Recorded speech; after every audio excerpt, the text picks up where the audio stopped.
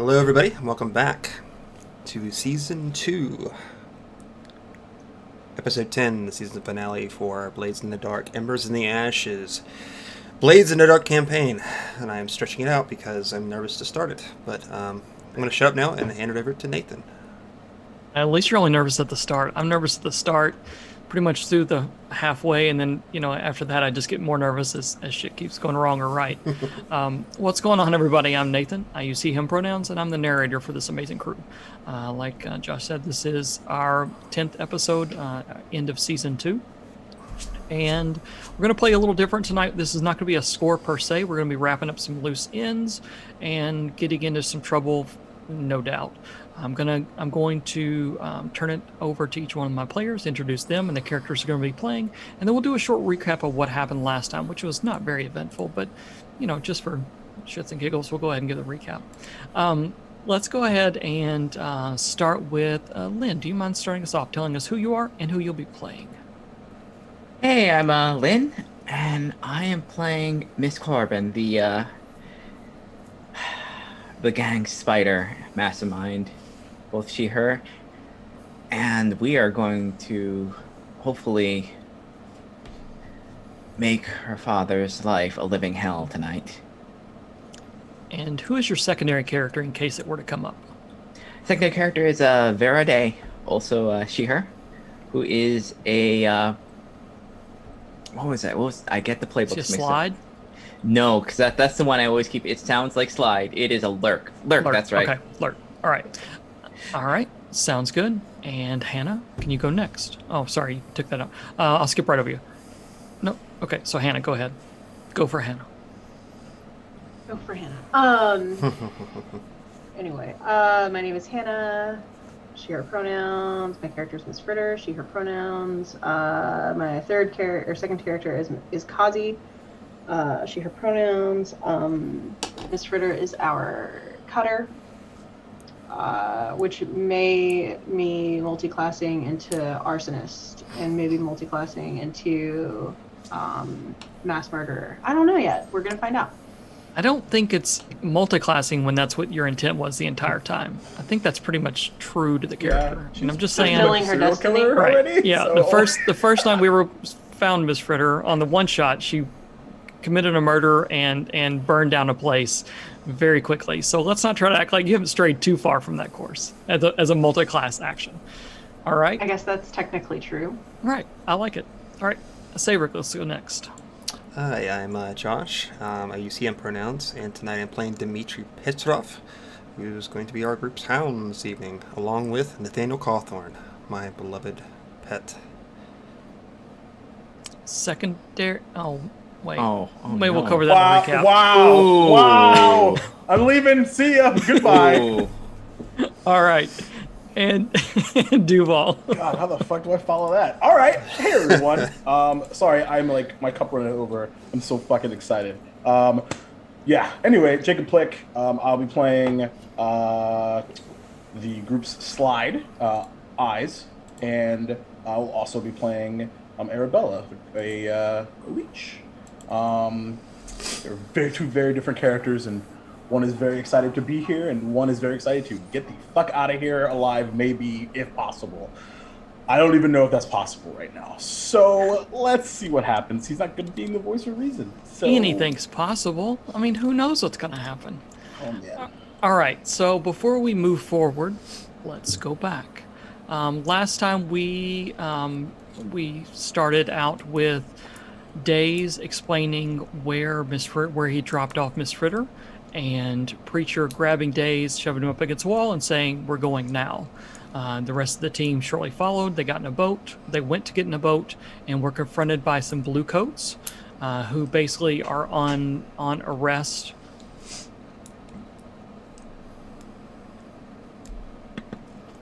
Apologies. Oh, did I get you? Did you eat some pie? No, I'm good. Are Fucking on. deserve that shit for the way you idiots are trolling me right now. What are you Okay. talking about? Nothing's happened. What? I don't understand. Okay. Man. It's okay. Well, just Duval stirring the pot. No big deal. All right. So we're trying to be arrested on site, but through some bluffs and some legal ease from Kazi, they were able to get away from the Bluecoats. The group got in the boat and left to find where Days had left Miss Fritter, which was in a kind of a conglomeration of sunken boats in the river, in one of the bends of the river near the tributary mouth. So our team pulled out, got to the boat, found Marley actually in the planning stages for his supposed coup for this very party that we're going to experience tonight, including a couple of tables with placemats all set out, name tags, and what he was going to do. The party confronted him, and he said a little bit of what he wanted to do, but it basically was just not a big deal. The party waited to see what Miss Fritter's action was going to be, if Miss Fritter was actually with Marley or if Miss Fritter was planning on backstabbing him all along. And it turns out that she had not left the group, and what had wormed into Marley's confidence only to betray him at the end. There was a fight, it was a pretty good fight, and eventually Marley was killed. The boats were blown up by a rifle shot by Fritter as they were being trailed from those same Bluecoats from earlier. They were able to get away and end up back at the headquarters. I believe that Days walked, they all got back at the headquarters, and Miss Corbin and Eyes kind of stuck around there or trailed off to go wherever they needed to. Fritter trailed off to be by herself for a little bit, but was instead, actually, Preacher left immediately to go handle what he said was he had a meeting. We call back to the time before when he sent a message to Ezekiah saying, meet me in Charter Hall underneath one of the towers. Fritter trailed after Preacher in order to track him down and find him, only to lose him in the twists and turns of Charter Hall. It was at that point that Fritter actually noticed she was being trailed by Days, who ended up giving her a note that Preacher had written. Preacher's ill-fated meeting with Ezekiah went about as we figured it would and planned, and that is a drink was shared, guns were drawn and left aside. Ezekiah said, basically told his dad that he had poisoned him, told him that there's an antidote waiting for him at his house if he so chooses to take it. If he doesn't, then that's up to him. And then Preacher kind of grabbed for a gun, Ezekiah grabbed for a gun, and a shot rang out into the night. And that's where we left that. So we're going to pick up tonight. This will not be a normal score. This is not going after riches or assassinations or information. This is settling a bunch of scores and seeing what the future holds for the Ash Syndicate. And I'm not sure what that's going to entail, to be honest with you. So tonight we pick up where we would have left off, which is the next day, the day of the party at the Tyrrells, the day of the party in which Miss Corbin is going to confront her father. But we also know that the needles of which Ezekiah helped found are going to be at this party too, and planned on poisoning some, all, who knows what is going to actually happen. We figured that the mushrooms that Bogan Reef told them about would be used at this party as well. We are at the headquarters, and right now we have Dimitri, Eyes, Arabella, Miss Corbin, and Vera all around doing some plotting and planning, probably having done most of the planning, waiting here the next hour or so before you actually have to go to the party. Does that sound about right to everyone? Okay. Two figures are notably not there, and that is Preacher and Miss Fritter, and they're not here at this point. So for the party itself, does anyone have ideas of how you all would like to handle this? Anybody, you can gather information to find out more about the party if you like. You can make a roll to tell me how you do that. I'll give you information about the party, or however you would like to do that. Oh, absolutely. I'd like to gather information on what's going on, if we can figure out anything ahead of time. Okay. Absolutely. So we can have each one of the players that has a character there, or actually all of you, because Kazi is there as well. If you want to roll for some information, go ahead. If you don't think that you would, then that's fine too. Help contribute to the plan. Could I use my hunt to gather some information on a target, that being the needles? Yes, you can. Okay. That is what I will do for my... Okay. Absolutely. And that would be, the camera would pan to showing you following them, watching them, seeing what they're doing. I think you go to the normal haunts, the places where you know that they are. They're simply not there. The normal places where they'd gather, where you've seen them before, where you ask people, they're just not there. When you ask about it, people, especially around the university, they just said they haven't seen them for a little bit, probably a day or so, but you can't find anything and you can't track them because they're not there. Okay. Remember that this party is also in Brightstone, in the richest, nicest neighborhood. The up-and-comers, the Tyrells are hosting this night, and it is at the closest end of Brightstone. Again, this is where all the nicest. This is like Rodeo Drive, what I imagine as a Kentucky boy, Rodeo Drive, wide streets and clean. Probably not any of this stuff, but in my head. And lots of guards are walking around at all times. There's carriages. There's even probably some steam locomotives that have come through every once in a while. So it is the wealthy. I can't even say rich. These are the wealthy and the people that support them. Okay, so Dimitri cannot find any of the needles at this point. Who else is making a call? Oh, God.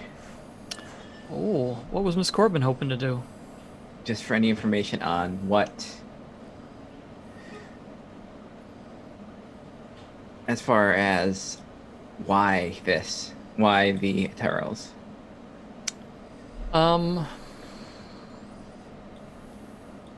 I'll actually give you an extra die because you had that action with the bodyguard, and he provided you with some information on the Tyrells. So go ahead and add one more die. 5. Okay, Five. good. Okay, that's oof. Okay, that's good. So this is an introductory party for the Tyrells. It is hidden under I think it's Miss Vale Holiday, that they're throwing a holiday party, but it is an introductory party for the Tyrells as they've come into some money with the Leviathan hunters, and they are basically being brought into this society, into this upper crust society. They've just purchased this home in Brightstone, and they're wanting to show it off. And you think that people will be there to gain and curry favor, or show them what they'll never have. So it's kind of both sides wanting something from the Tyrells. People that want to curry favor will be there. People that want to show, you only have one Leviathan hunter ship, I have 4. That kind of stuff. So you're going to see both sides. But this is the Tyrells coming out to the nobility, basically. Showing them, here, we're one of you all. Excellent. It's good to know. All right. I'll kind of look over to Miss Corbin. I recall last time we went to a bit of a shindig. We had a bit of did some work and got ourselves an invitation. Wouldn't mind planning a sequel. Yes. Forge a reaction.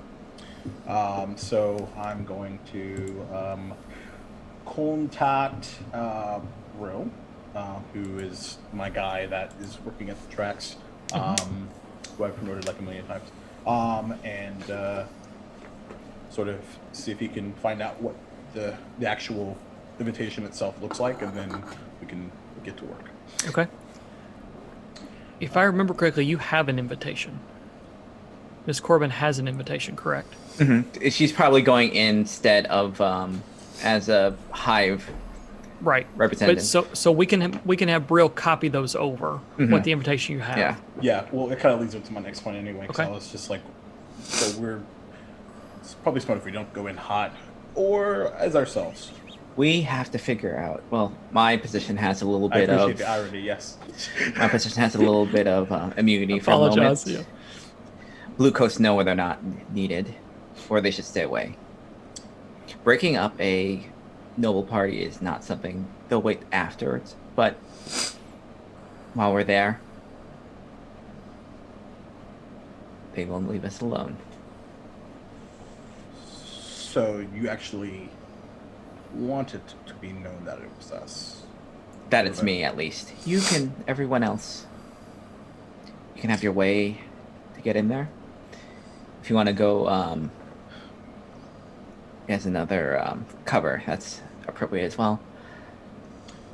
And maybe Dimitri goes as either my guard or yours. They'll have, like, you know, their protection there. Mm-hmm. I mean, it is no party, but show of status, so we can get appropriate clothes. And I'll get that weapon in there. Yeah. And I'll kind of look across the table at Arabella. I think you have a dress for this. And he'll just be like, I got just the thing. And you, she'll look at Ver. Get you in as maybe one of the servants, and you slip away. Figure out something. Is there a plan in place for Preacher or Miss Fritter? Is there something you all decide that they could do or would do? Because they have not shown up yet. Yeah, like I'm beginning to kind of pace, kind of look at the clock. What the fuck are they? And another set where they are not. We had everything set up. Where are they? They're usually not late. They're usually. This is not. He'll look at all happening? the newbies. Anybody have? Oh my god. She'll look at any idea where they are? Any words? Ozzy's gonna be like, I haven't met her yet. So, like... Day, Days in here? Days is not at this point. Where the hell So- are they? Before we do that, Kazi, are you going to make a roll for information? Do you want to make a roll? That's from what she would have gathered at being a blue coat? Yep. Sure. We can absolutely roll for that. Consort? Oh, that's not good. Command? Command's better. Could I intimidate someone that's also I mean, a you blue can coat? basically, or you can use your command as a blue coat to ask for someone else. It basically said in a stern way or manner, Yeah. which is how I figured blue coats all talk to each other. Anybody in a hierarchical society Sure. would. So yeah, I think command's fine. Oh crap, I'm under Fritter. Hold on, let me pull up Kazi real fast. Hold it. Oh, I didn't know you could like layer your character sheets. That's interesting. Yeah, let's go to command, controlled, and Yep. standard. Yep.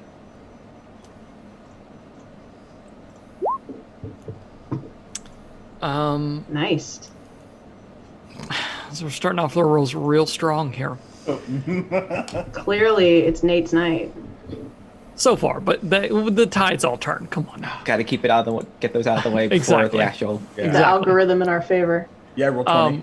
What's up? So what happens is you ask for through the official channels, and the official channels tell you there's no one there officially. Nice. Even So better. you don't know what's actually there or what's going on, but they will not work in any official manner. So there's really nothing to tell. Okay. So as you're all talking, and I guess you're trying to make some decisions and outline some plans and things like that, Days comes running in from outside and looks to be in a state, so to speak. Days is disheveled and probably breathing very hard, which is, again, nothing too out of the ordinary for the kid. But there's a wild look in his eye, as you have not seen this kind of look before, this worry and panic. He comes in, he's like, God, everybody, we have problems. We have big problems. Slow Big it down. Big- Slow down. Catch your breath. Your cardio is probably the first one. Yeah, okay, yep, okay. What? Sorry, yep, okay, sorry, talk. Okay. Something's gone wrong with Preacher. Okay. What do you mean Uh, gone n- n- wrong? I don't know. I don't know. He came to me. He told me to get this letter to Fritter, and I thought it was going to be like I'm sorry or I love you. The sappy letters that they you see how they are, but that's not what it was. It was like I'm not here and I'm never coming back and I wish and she read it to me and it was real bad, and Fritter, well you can imagine what Fritter is doing right now, and she's doing that thing where she goes and tries to kill as many people as possible in as short a time period as she can. And so we were like at Charter Hall, and Okay. then we like went to his house, and then I didn't go in because Miss Fritter went in, and then she was looking for everybody. It's real bad. It's real What's bad. everybody? Where Who's is she? everybody? I don't know where she is now. I don't know where she is now. I know she was at his house, like she went to his place Okay. and to see if he was there, and then I don't know where she went. I don't know. There was lots of noises and I left. I went to come get you all. So she may still be there. I don't know. I don't know. What did she say to you when you left? She didn't say anything to me. She wasn't speaking words. Okay. We have to leave now. Get your stuff ready. The rest of you, get ready, get in positions. We'll go see what the fuck this is all about.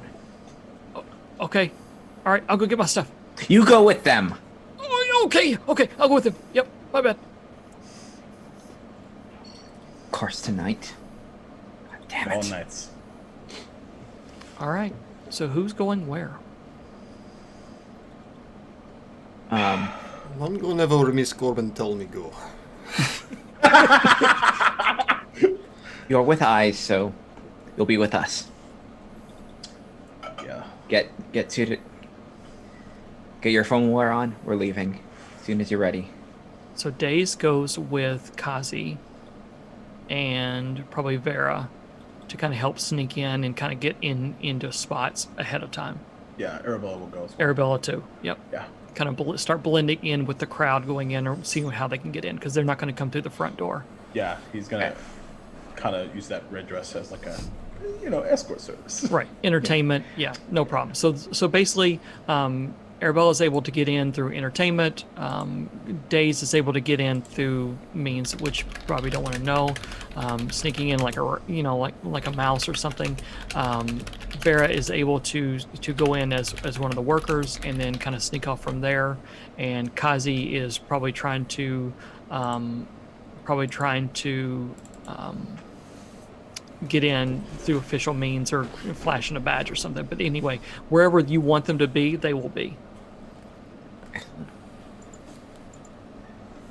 Oh wow, this is. I actually thought it couldn't get worse. That was my mistake. Yeah, definitely my mistake. That's the thing. It can always get worse. So here's the question: are we playing? So now the Dimitri, Eyes, and Miss Corbin are all headed to where you headed to? Preacher's Place? Mhm. Okay, that's fine. And the other non-current player characters, they're not NPCs, non-current player characters are sneaking into NPCs. the on deck waiting to jump The in on player deck. characters On deck. Yeah. Baseball. are starting to meld into the party. Miss Fritter, where do you want to be? How does this line up with where you are? And this you can be at Preacher's Place, you could have been at Preacher's Place, you can have never gone to Preacher's Place. I'll leave that completely up to you. I think narratively she is probably at his place and has taken everything off of one wall, the largest wall in there, and drawn like a map of Duskfall in all of the places that she thinks he would be or Ezekiah would be, and has like been marking them off as she's like rated them, looking for either one of them. Okay. And now she's back there, she's strategizing, she's reloading Do you want to be there when this team arrives? She can be. Okay. That's fine. So you all take a carriage to Preacher's apartment, and it's in an apartment building. It's a couple floors up. I would like to say the door is completely open, swinging kind of in the dustfall breeze, so to speak. But you all hear noise from inside of someone probably sharpening a blade. She's still here. Sure, it could be anybody. Let's No. not make assumptions. Of course not, but I know. It does feel familiar, though, doesn't it? Isn't that weird? And I'll, like, have everybody pause, and I'll kind of sneak my way outside and just kind of peek my head in. Just barely. What do they see? Fritter. Hair's a little bit wild. Like she put her hair up a day ago and hasn't dealt with it. And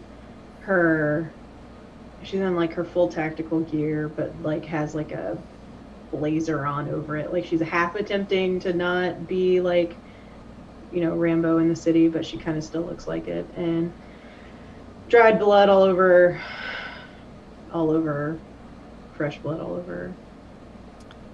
So there is also, which Fritter may or may not have noticed depending on the blood that's on her, there also is blood on the ground by the table, by the kitchen table. There's a chair that was overturned, and dishes and cookware, things were all overturned, not taken, simply overturned and knocked out of place.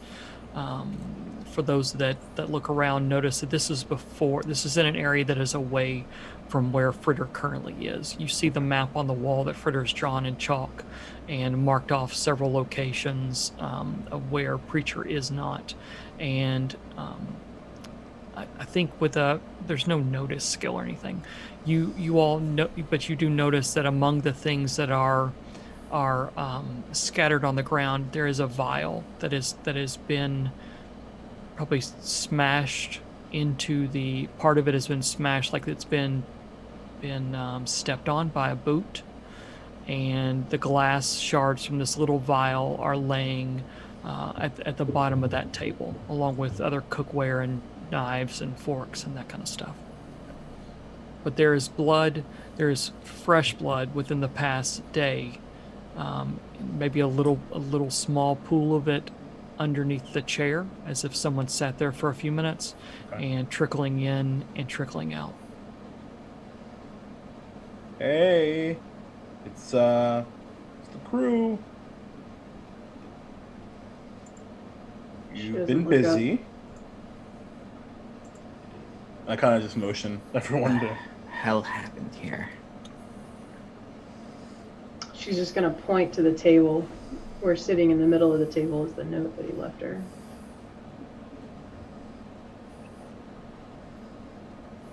Right? Shit.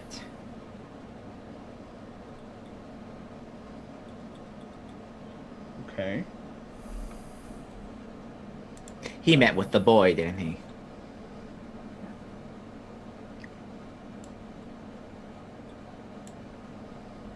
I can only guess what happened.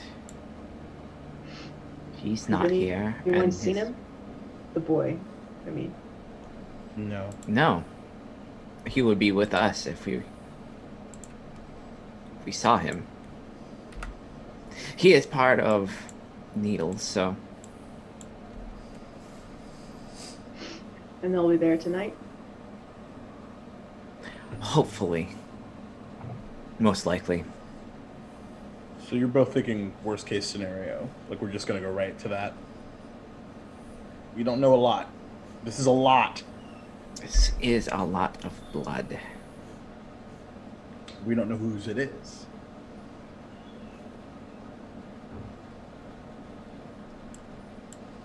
What would I roll to see about the vial itself? Would like it be like a study or something, or?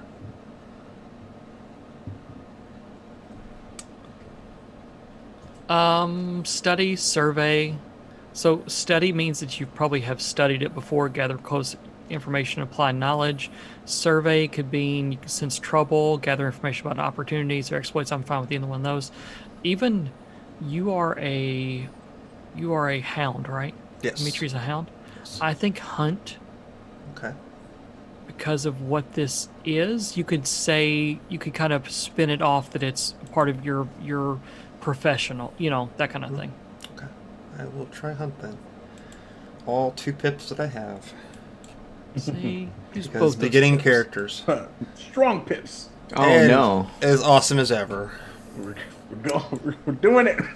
So you can resist that and just know something if you so choose. Yeah, let's do that. I'll do Okay. insight resist. Yeah, from knowledge. Resist consequences from deception and understanding. Yes. So again, we rolled a failure, but you in Blades in the Dark have the ability to resist any and all consequences. That means It's a little taking better. six stress minus the highest die rolled. This will be a 4. So for 2 stress, basically it's as if you will gain some information, limited information about this. So what were you looking? Were you looking to know what it was or what it did or Its contents, really? Mhm. Because I'm sure that there was something inside the class files. So. Yes. I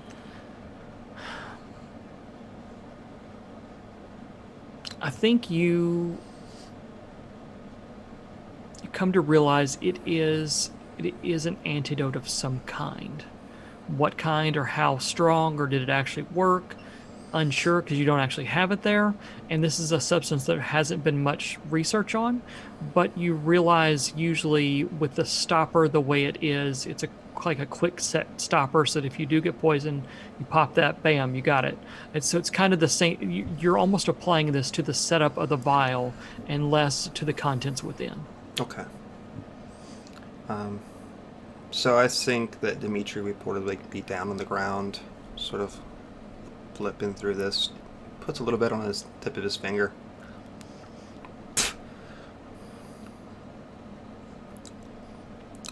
He's not that is not poison. Some sort of antidote, perhaps, based on the delivery method and some of the bitterness to it, as a very familiar quality. I cannot place it though.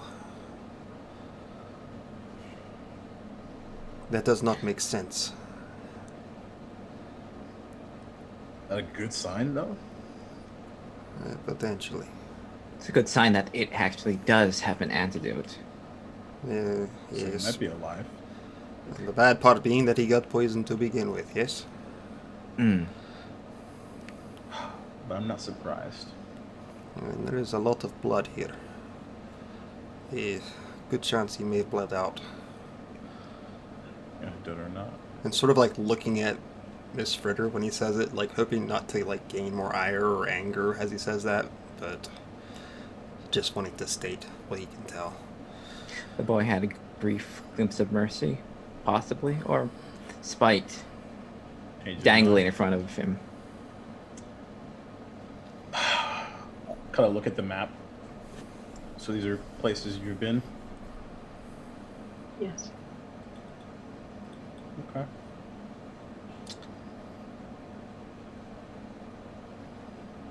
So do you just... See, we just had this conversation about not going in hot, and so I feel like you would not probably agree with that. Considering? She's gonna stop sharpening her knife for a second and like steady herself on the table and look up at Miss Corbin. I know what confronting your father means to you and what you intend to do tonight. And I don't want to get in your way on that. But if he's dead and that boy killed him, whoever you don't kill tonight will die by my hand. I have have no problem with that as long as we stop Farnsworth. We get the information if we find him. We have first dibs on information from him. After that, I don't give a fuck what you do with him. He had his chance. He's another kid. He's not just another kid. But at least we have a plan. And a place where he will probably be there. So, all goes win-win. We each get our blood. You're gonna know we're coming. Of course.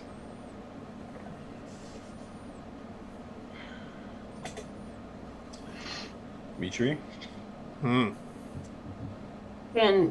a quick question, side note. Can Fritter roll, like, I'm assuming that narratively based on what we've all talked about, that Fritter has not found Preacher and has not found any indication of where he is other than what we've already disclosed. And nothing I'm going to roll is going to change that, pretty much, basically, right? Correct. Okay. So I'm not, okay, that's fine. All right, go ahead. Dimitri. I say that because I don't know where Preacher is, and I don't know that anyone knows where Preacher is. I don't know if Preacher himself knows where Preacher is. Maybe he does. This guy. So I know where Preacher is. I don't know, so I can't tell you. You could roll whatever you want to. It's not going to And make any difference. 'Cause I can't do anything about it. But I think narratively speaking, you have knocked out all the places where you think he is, where he would go, and wound up back here. And the person that put him in this position is in front of you, and is you do know where Ezekiah is. I rolled a 4. I'm assuming you're punching something? I wrecked all those places on the map. Some of them have probably burned or are burning. I can say Okay. as Well, they should keep the blue coats busy for a while. I can say as a player that Preacher has been to this place a couple times narratively, but never with any of you. I know where he is. I know where he is too, damn it! Yeah. Out of character, I know where he is. In character, I don't know. Fuck. Oh, okay. Fuck. So, off to the party we go. Off to the party. Before that, sorry, Yep. one last thing. Yep. Dimitri, now, just want to do a quick buy-in check-in because this escalated from some business to some pretty personal ass shit. Now, I've heard from Arabella that you have no issue with violence, but I just want to say that if you went out for the time being, I won't personally hold it against you. It sounds like you'll have good reason for revenge. But I don't like calling things revenge. I just call it returning the favor, yeah? All right. Just, I mean, I can't really tell the others to give them an out, so my conscience is clear. Let's fucking do this. He'll look. Miss Corbin will look at Fritter and say, "Once this is over, we can dedicate more people to go look for it. But in the meantime, we have to figure out what this is, or we're not going to have a chance to look for him." All right. Anything else before we arrive at the party? So are we? Shame. Okay. So I'm assuming, Miss Corbin, you're arriving separately as kind of the person within the hive, and then the rest of the Yes. group is arriving with the invitations that Brill has put together. Correct. Yes. All right. So you, again, Brightstone is a pretty far away from anywhere you all have gone. You actually go through several checkpoints, including on the bridge itself at least 2 locations by armed patrols of bluecoats. Armed patrols of bluecoats that are very well maintained. These are not like the normal bluecoats. They're not You know that the normal tricks of throw a blue coat, some cash or coin, or intimidate them. This doesn't work with this blue coat. These are like the ones that basically get paid very, very well and want to do their job very well. So you go through a couple of different stops, and I think probably the hair on the back of your neck raises a little bit each time as you go through these stops, both your carriage and the carriage behind you containing Fritter and Eyes and Dimitri. Yeah. And go ahead. It's still a rarity, I think, for Miss Corbin to be here this far, usually. Absolutely. I don't know that any of you have been... I don't know when the last time you would have been over in Brightstone. Brightstone is not a place that you go to. It is a place you are invited to come to on rare special occasions, or it is a place that you own part of and you know that. No. Don't cheat the system. Sorry. So... arriving here is a damn it. Arriving here is a the streets seem wider, the lanterns, there's actual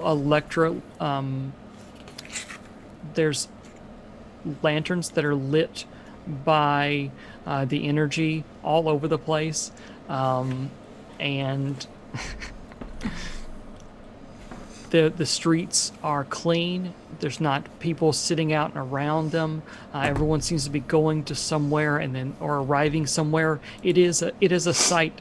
It's even a little quieter. There's not the hustle and bustle and people hawking things at every street corner. It is the columns are made of stone, and it is establishments probably 4 and 5 stories tall. Not tenement stack tall, but still large palatial mansions. And I use that word palatial as it is intended.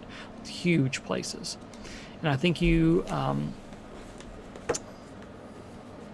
come to a side bridge and going down the bottom of Brightstone. And at some point in time, there is the picturesque curved driveway as you pull up in your carriage and are let out. And from even out here, everything is well lit. There are what looks to be guards, or they wouldn't call them guards here, but that's exactly security that are outside checking papers and checking everyone as they come in, just kind of looking everyone over. You do notice everyone has a mask on of some kind. It's kind of like a costume ball, so you can have whatever mask you want on at the time, whatever you so choose. But the security checks your papers, and you hear music floating from down the, even from inside of this large mansion. And there are people that are outside even now handing out drinks and food, and people are partaking of every opportunity. So what do you all look like as you step out of the carriage? Let's get a chance to describe what, in terms of what we look like before we're going to the fanciest party that you all certainly have ever been to, and probably may ever end up going to.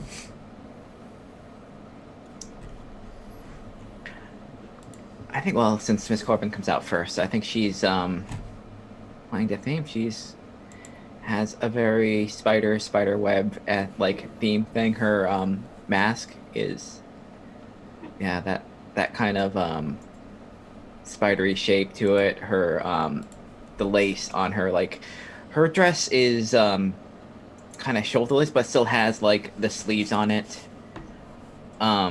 Just a couple layered. It's one of those things where it's it has the sheer printed thing, and then underneath it is velvet and stuff. It's That's awesome. It's web form. It's just absolutely just looking still. Okay.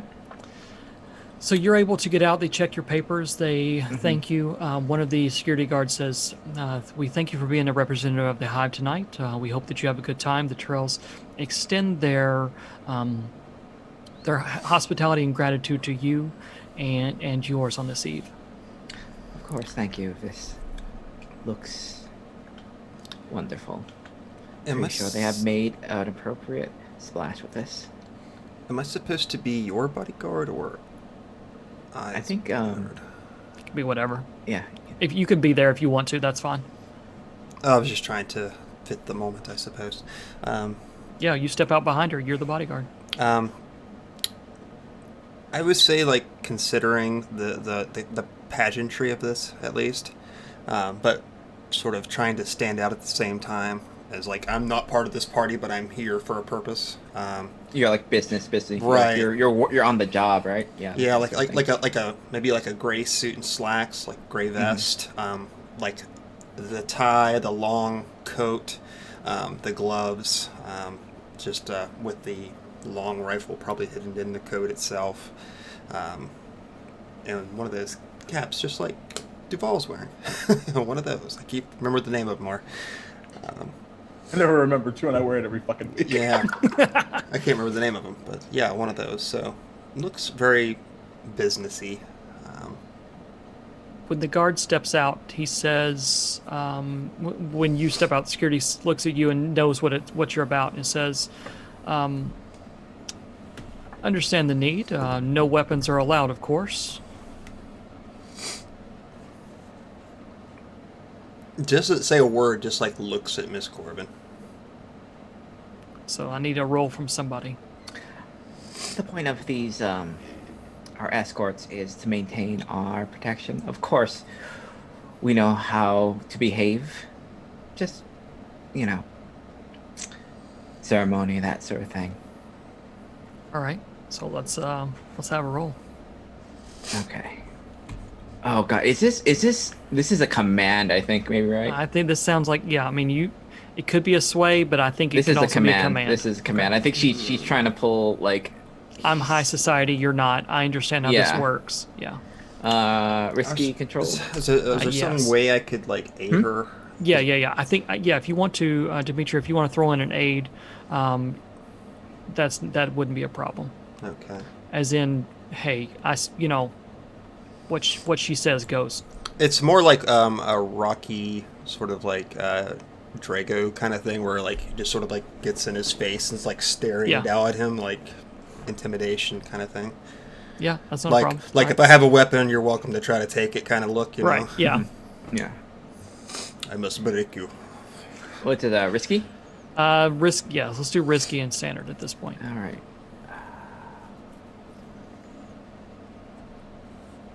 5. Okay. There's a 5.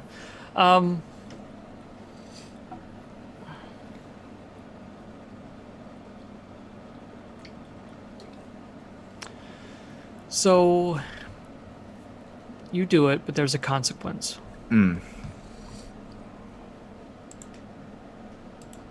What could the consequence be for allowing a weapon in?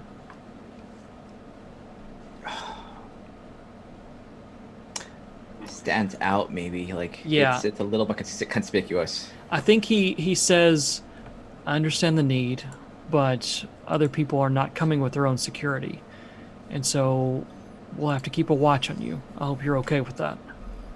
And so he kind of makes a note, and he says, I also need to ask my boss.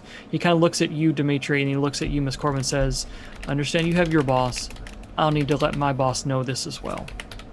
Of course, I wouldn't expect anything less. Okay. So he actually says, I'm going to go do that now. And he kind of leaves. There's probably a group of security guards. This is not just one.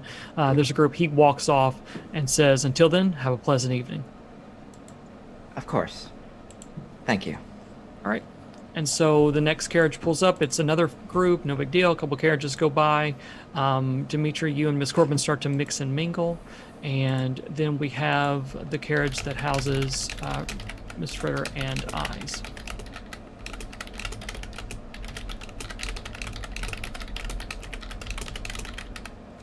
Miss Fritter just sort of walks up. First of all, this is not the first time she's been at an event like this, because she has property in Brightstone. So, or she did before Marley happened and fucked up her life, but that's okay. So she has beautiful gowns. She has on a beautiful gown. It has a great corseted tearaway, in which all of her weapons are hidden underneath. And she might have, some kind of gun strapped to her leg with like 2 different braces, because it's massive and this is Scarface. So what color is the gown? We're gonna go with crimson, Appropriate. so it hides blood. Someone wore the brown pants. Yep, totally fine. All right. And eyes? And Ayaz is dressed to impress as per usual. Full tux, except for his traditional purple jacket has been replaced by this reddish brown that matches the fox almost Kitsune mask that he's kind of got propped up. And he is, of course, matching Fritter from a weaponry perspective. But also something for you to know is I have Cloak and Dagger special ability, which gives me, when I use a disguise or other form of covert misdirection, it lets me add an additional dice. Okay. But yeah, he is armed to the teeth. But he kind of steps out, kind of exhales. It's been a while since our last party. How do you think this one's going to go? She's gonna grab Eyes by the hand in a very rare moment in which he touches somebody. Yeah, he probably he doesn't recoil, but he definitely Wasn't prepared for that. was not prepared for that. And she walks forward. She'll say, well, last time I didn't worry that I was going to die that night, but now at least I'm prepared for anything. Yeah. It's interesting. I'm more calm than I thought I would be. I'm usually the calm one. But this time I'm actually really fucking worried. They say fear gives you focus.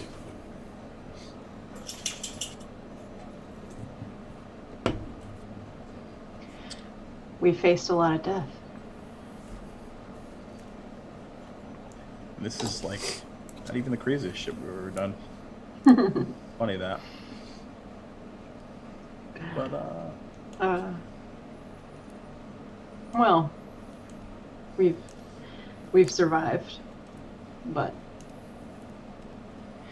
if he's not here, and I know you want to be optimistic, but at this stage of my life, I find that difficult.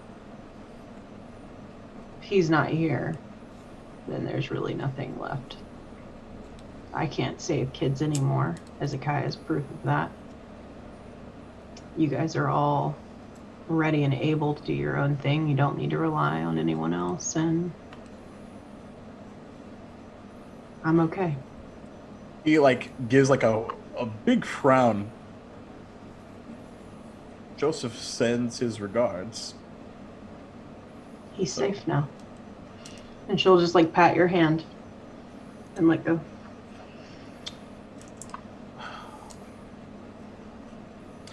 He kind of just shakes his head and keeps walking.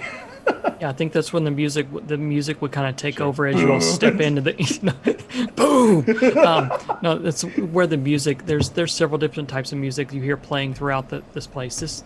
This home, we'll call it, is monstrous. You walk into a great room, and off it spins different rooms. It's a large block type building built a couple of stories tall. Inside, you see that there are archways with geometric designs on the top of each arch, kind of painted in. And where there are windows, usually people don't use windows in Dustfall too much, except if you want to throw litter out the side. But there are large windows, probably 20 feet by 10 feet in some places, in each one of these rooms that kind of shoot off the main room. They have what is, you think, probably wicker or some wicker equivalent inlays in each one of the windows with small dots pinpricking different geometric shapes and patterns and pictures of what look to be maybe what you think might be trees if they were actually alive, plants and animals that you have no clue what they are as they spread out amongst them. And every room has different pictures, and you see that it helps magnify the moonlight from outside in certain locations, and creates shadows on the wall, and creates the pictures itself in the rays of light. The air is filled with different smells, both drink and eat, as servants constantly walk around, providing food to people, and people are eating and drinking. They're lounging about on the walls.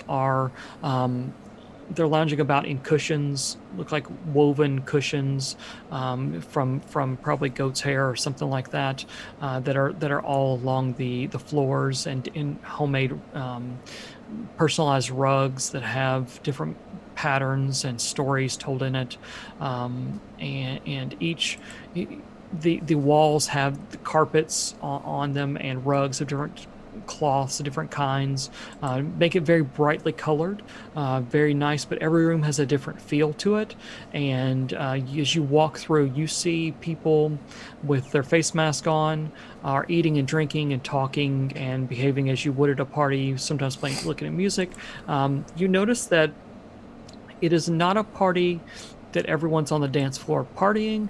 This is a party where you know that coin is being passed and business deals are being brokered and done like no other. This is some of the most rich and influential people in all of Duskfall in one location, and that happens very rarely. It's not something that happens quite regularly. So the Terrells, in order to get this feat off the ground, probably mortgaged themselves pretty hard in order to do this, but they wanted to show that they are up and coming, and that they are, hey, here's our money and here's what we're doing with it. They're probably planning on brokering large amounts of deals tonight as well. And in fact, you see in places there are people kind of scoot off to back rooms in order to talk, and there's areas that have little shaded areas, or have the which would be like we would consider the room dividers, where people can go around and talk in lit areas. For the most part, in the middle, it's well lit. There are areas of shadow and that abound, but that's kind of how the scene is set. What are y'all wanting to do?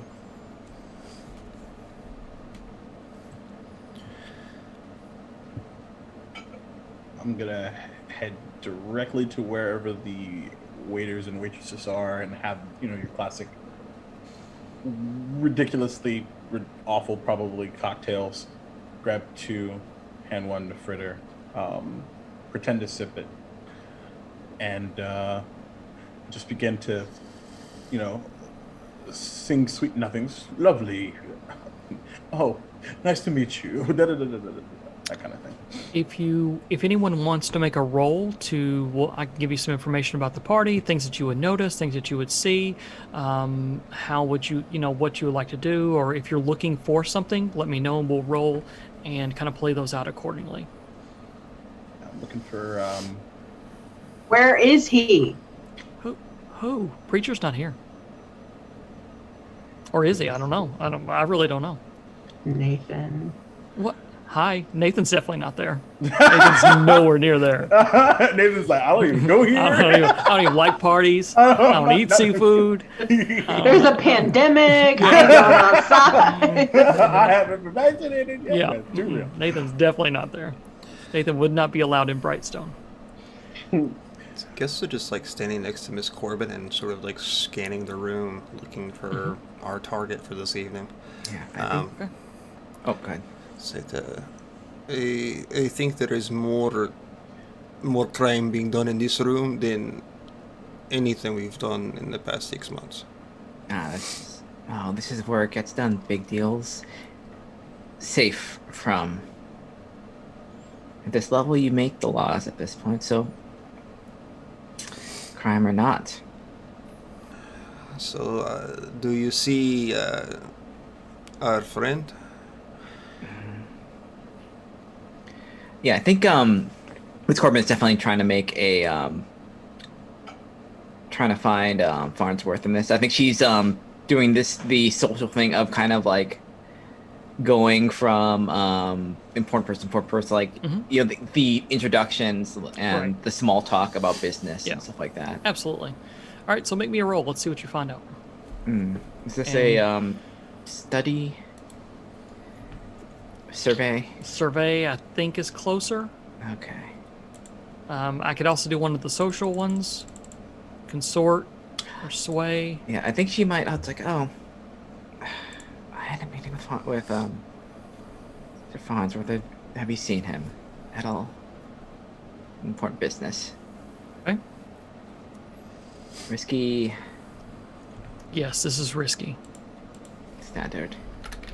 Yep, standard works. Ah. 6. I think you ask a few people in response to the 2s, and they give you, no, he's not here, not seen him, don't know who you're talking about. And then somebody that you know through something else. It is the owner of the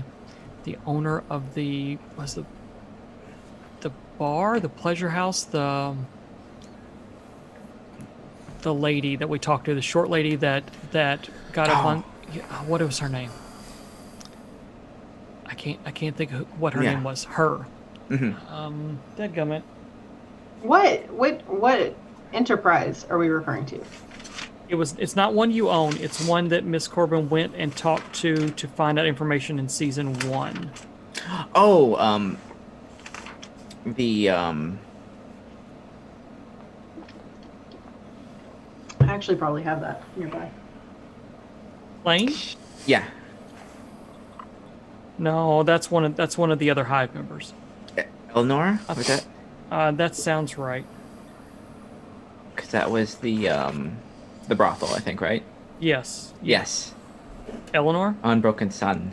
Eleanor. Unbroken Sun. Okay, that's what it is. Yeah. Okay. Yeah, there we go. I also have notes. Yeah. Good. I appreciate it. For some reason. It's just not me. So I think you notice. I think as you're talking with someone else, someone sidles up beside you, and you look down, and it's Eleanor. She has a mask of a extremely smiley face, cherub. What would be a cherub in this world? And she goes, didn't expect to see you here. It is one of the best parties of the season, so new position, have to make appearance. Absolutely. You enjoying? I am. I had to go through a lot to get my invitation, but you know how it goes. People are willing to give up most anything if they desire something else instead, and it's well worth it. Also, if you hold a lot of secrets, also. Now, of course, secrets are always something we hold. So what are you doing here? I didn't expect to see you here. Trying to meet someone. I was as well, and I've met with someone I believe that you have an interest in. I believe there's only one person that you would tell me that I would be interested in. Well, now, I don't know all the secrets, and again, as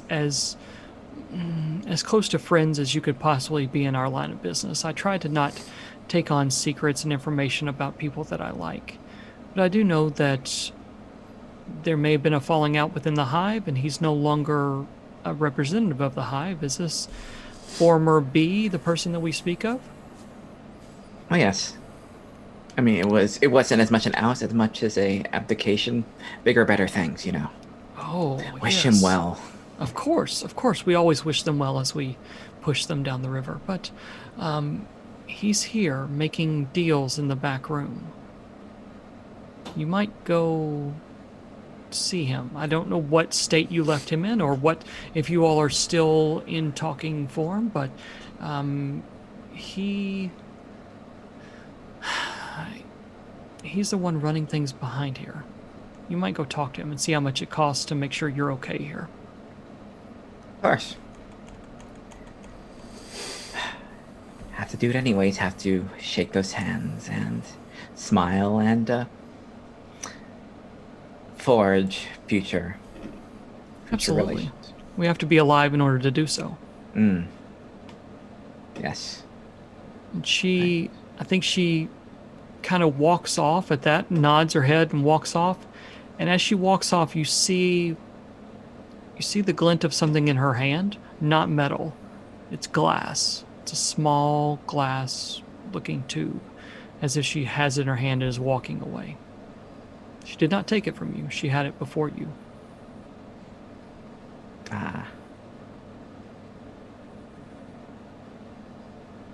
I will. You know what? I'll go back. It's like, oh, one word. Yes, dear. She'll whisper, just like this is like the kiss, like Yeah, absolutely, yeah, and just yeah. you've had some information.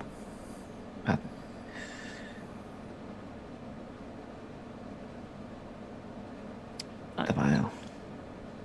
She says, he's selling them. That's the game. I didn't know. Have you eaten or drinking anything? No, we have a poisoning. Don't. How much? Just about everything.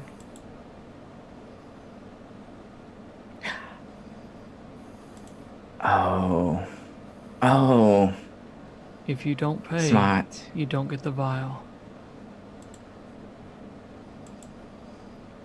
Can I see what they're talking about? I think you probably missed. I would assume that at some point in time, you would have noticed the same thing Miss Corbin noticed.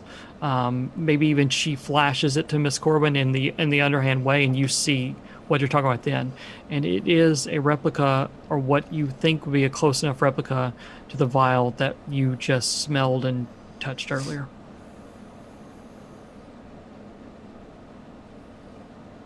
That's the game. I guess I will relay that information when the two of them are done Mhm. talking. Yeah.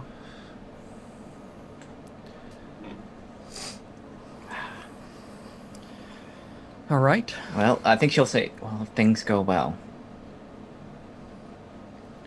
it'll benefit all of us. Right. Okay. She says, I hope so. If not, the place is his now. His kids. I don't know. Which ones? I don't know. I don't know.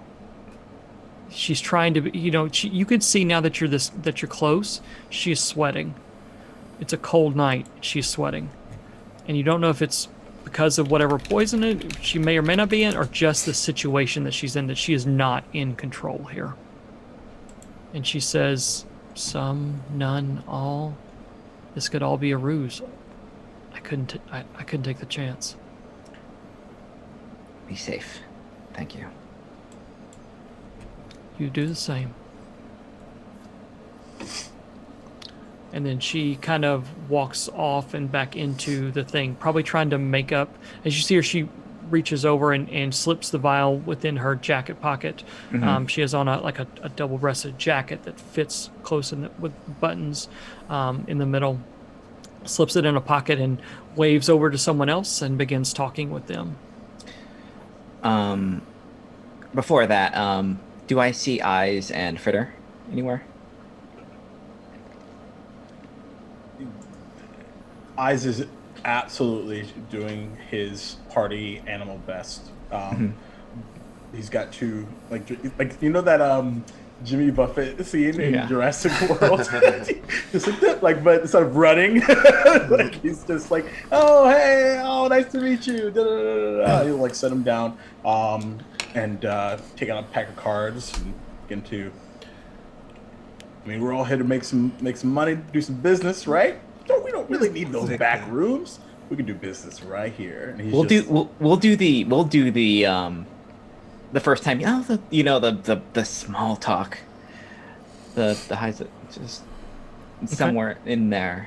Yeah, absolutely. There's plenty of people around. They probably think you're entertaining and part of the entertainment or just part of the thing. So they're talking to you and making small coin bets and things like that. And, oh, show me that again, things like that. Yeah. Oh, I can't show you again. That's the magic trick. Come on, everybody. body.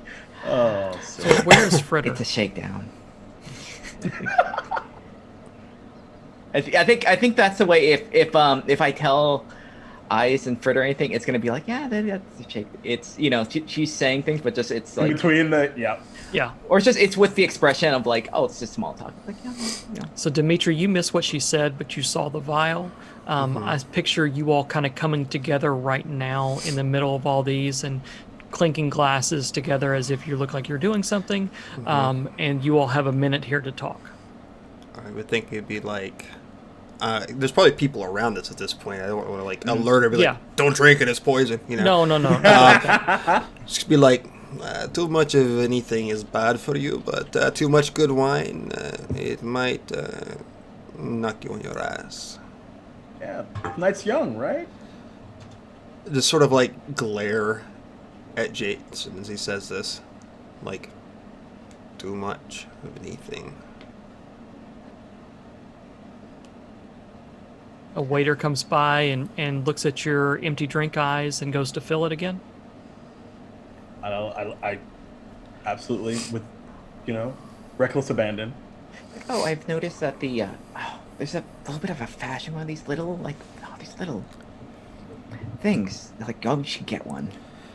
Oh, you like man. motion to like the waiter, be like, you go get something to eat. My friend here has had too much alcohol. Something to wet down the stomach. Young man looks at you.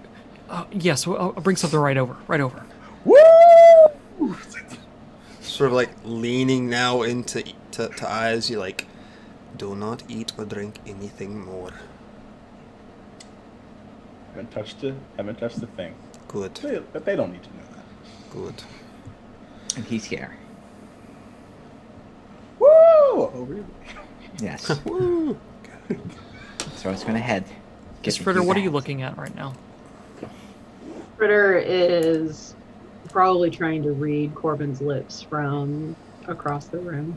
Not necessarily right there with the group. She's trying to definitely not be obvious. But yeah, and if anybody's going to know where kept anybody eyes. is, it's going to be Corbin right now. So Right. And at this point, Fritter's just trying to not mingle too closely with anyone. Okay. Because honestly, she probably would not be able to resist the urge to just slit someone's throat in the middle of the dance floor. So. Okay. So, at the same time, what happens is this. Miss Corbin, you get someone touches your elbow in the politest manner they possibly can, as if they go to touch it, but they don't quite. Mm-hmm. They do the thing as if to try to get your attention, and it's Yeah. the security guard from earlier. He says, "Hey, I talked to the boss, and he needs to see you in order to make sure you're okay."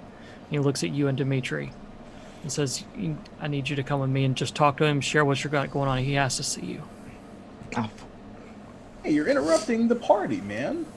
He looks at you and goes, "I understand, but they'll be back in just a minute." fine.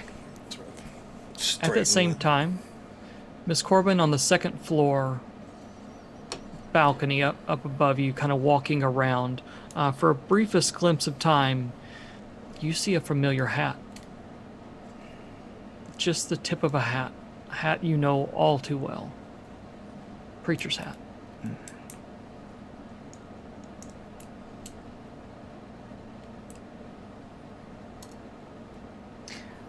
And if I'm looking at if Fritter's still kind of, she'll lock eyes and look in that direction. Okay. Instead of following them with the guard, she'll head upstairs. She'll give the nod like we'll be fine. So what happens is the guard brings you. Eyes, are you coming with, or you? What are you doing? No. Okay. He's going to kind of say to it's time for a bit of a break. I'll be back a little bit later, and I'm not going to follow anyone in particular. I'm just going to get a little closer as everyone begins to make their way upstairs, but I'm not going to follow specifically. Okay. All right. So we'll go. Let's go to Miss Corbin and Dimitri first. The security guard takes you all and kind of walks you back around a set of stairs, leads up to the second floor. And it's a spiral set of stairs in the back, and you go into a back room, but there's a couple other guards, security on the outside, a man and a woman, and inside he opens up these wicker doors, and at the table in front of you, sitting down, is not Mr. Terrell or any of the Terrell family. Mhm. It is Mr. Farnsworth. Ah, He opens up the door, and his bulk is blocking you. The security guard's blocking you, and as he kind of waves inside, you look up, and Dinar Farnsworth sits in front of you, and leans back with a big smile. good. Welcome to my party. Yes, your party. Of course. Oh, I see that it's very, very lucrative. Make my deals here today. There's always deals at these kind of places. You just have to make sure you're making the best deal. Hmm. Do you want to make a deal? Let's see. What do you have? I'd like to hear what's so irresistible to the rest of them. Life is irresistible to the rest of them, of course. Mm-hmm. Yes. Their lives. After our little entanglements in the hive, it became apparent to me that it was not the place for me. And while the nobility did not welcome me with open arms at a first thought, I have figured out another way in order to, well, get ahead. Leviathan fleets. Yeah, they're here. Yes, all the great captains are here. All the families are represented by them, and yet I have not one to my name. So how do you control people with those type of resources? You use resources of your own. Yes. And once you have them, you have a vital resource. Like, without the Leviathans, Ghosts run free. The walls don't power. There's no power at all. That is correct, and that's why these people value their lives. Well, I mean, to be honest with you, they don't value the lives of you or the others running around Dustfall very much, but they value their own lives. Wouldn't expect any less. But of course. So the Terrells have their little game, and I helped fund some of their things here. And now I'm going to reap the rewards of this. And what was that deal for me? I have no Leviathan ships. I am, according to you, picking up your leftovers, so to speak. That's correct.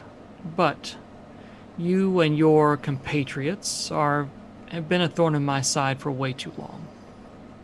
Your deal is the easiest one of all. I think that's where we're going to cut it for right there. We're going to scan back over to Miss Fritter. Miss Fritter, you follow them for a minute, head up the stairs, and are looking around. There's fewer people here on this top level. You notice there's a little bit more security. There's fewer people here. And you go up there, and as you climb the top of these stairs, it's a wide set of stairs.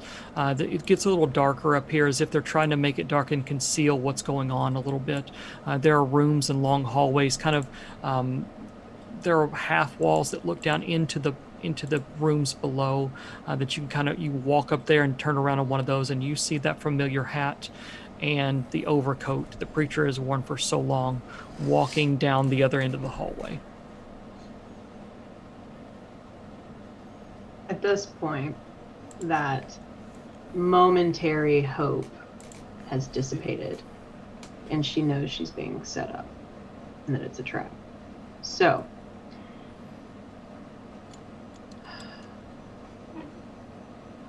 is he leading this individual? Is this individual, this fraud, leading her down a corridor, or like deliberately is leading her somewhere, right? Like, Yes. Theoretically. Yes. Okay. By their gait and the way that they are carrying themselves, does she know who this is? Does not know. It can tell 100% it is not Preacher. That's all you can tell. Yeah. I mean, it's not, but you can tell by the gait. I can tell it's not him. This is a younger person, but you can't tell if it's Ezekiah or if it's someone else. Okay. So she's going to look back down into the party if she still has line of sight on eyes, most likely. And she'll kind of just like point like up and then point up, and she's going to follow, but not the same path he's taking. She'll go off to this other side of the room, go around the other side, try to circumvent his path. And maybe she knows. Nope, I'm not gonna roll for anything. Nope, sorry. I'll take it all back. I'm not gonna do a flashback where she's like looked at floor plans or anything like that, because she would have been in a rage all day, and she's not gonna have the forethought to have done anything brilliant like that. That would have been really fucking helpful right now. So because of that, I'm going to give you a +1 die roll on whatever you roll next. For consensually not metagaming and not making the quote-unquote smart decision. Whenever you go to attack someone, that rage has been built up. You get a +1 die. Okay. Well, let's follow that motherfucker down the hallway. Okay. So this person proceeds to walk down the hallway. You hear the steps become heavier, and even maybe looks back at you as you know what you're doing. They don't seem to know what they're doing as much as you do. They go down the hallway for a little bit and turn into a room.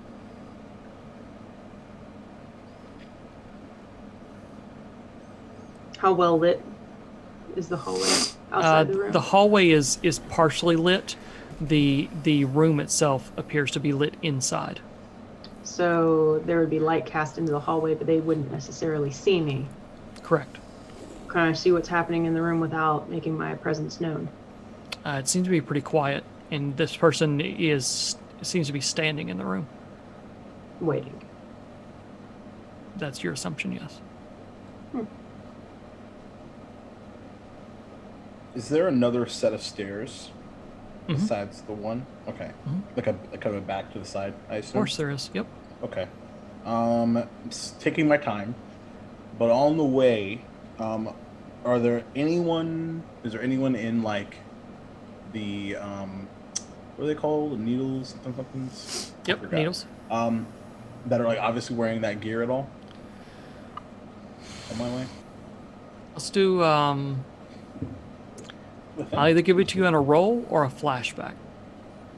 I'll let you make your choice. Flashback is going to be 2 stress. Yep. To follow them and figure out where they actually are, to confirm where they are, or I'll let you roll for it. If you succeed, you'll know if they are or not. Okay. If you don't succeed, I'll take a flashback, because I'm gonna have to roll for what I'm about to do next. Okay. So what happens is Dimitri comes back and says, I can't find them. I can't find the needles anywhere. And you start to put out your feelers and are able to basically pick up on where one of them are. They've all congregated in Charter Hall right close to Brightstone and have moved over here into Brightstone. You were able to follow one as a group, follow them when they got done. They're all in here they're basically the server, the people serving everybody. Okay. So I'm gonna bump into one on purpose. There's one at the top of the stairs. Okay. Perfect. I'm gonna bump into one on purpose. Oh, excuse me, friend. Sorry, I had a little bit of the drinky drink, you know what I mean? And I'm actually going to do something a little ridiculous, and I'm going to drop a grenade into his jacket. Okay, sorry. Did you have that with you? That was a little bit of an outburst. I apologize. At the time, back in character. So you drop the grenade.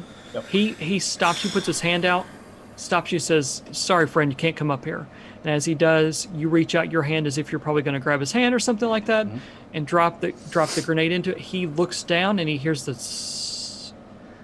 Let's cut back to Miss Corbin and Dimitri. Well, hold that thought. Okay. Because it wasn't about like it wasn't a unpinned one. Like I have like a dead man switch in my hand, Okay. in my other hand.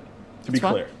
So, but if he saw it before, without me like rolling anything. I think you rolled it. You put it in his pocket, right?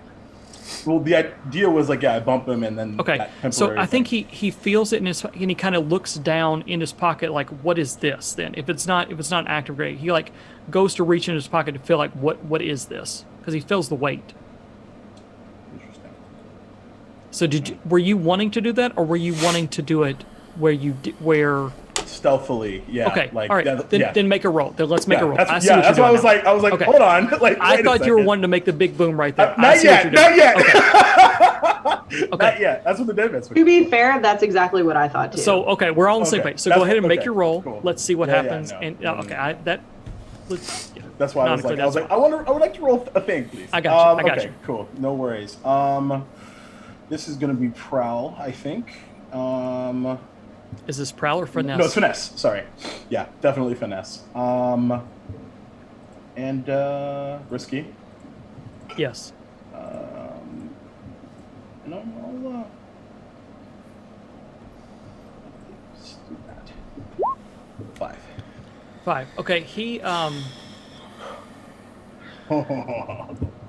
so you succeed but at a consequence.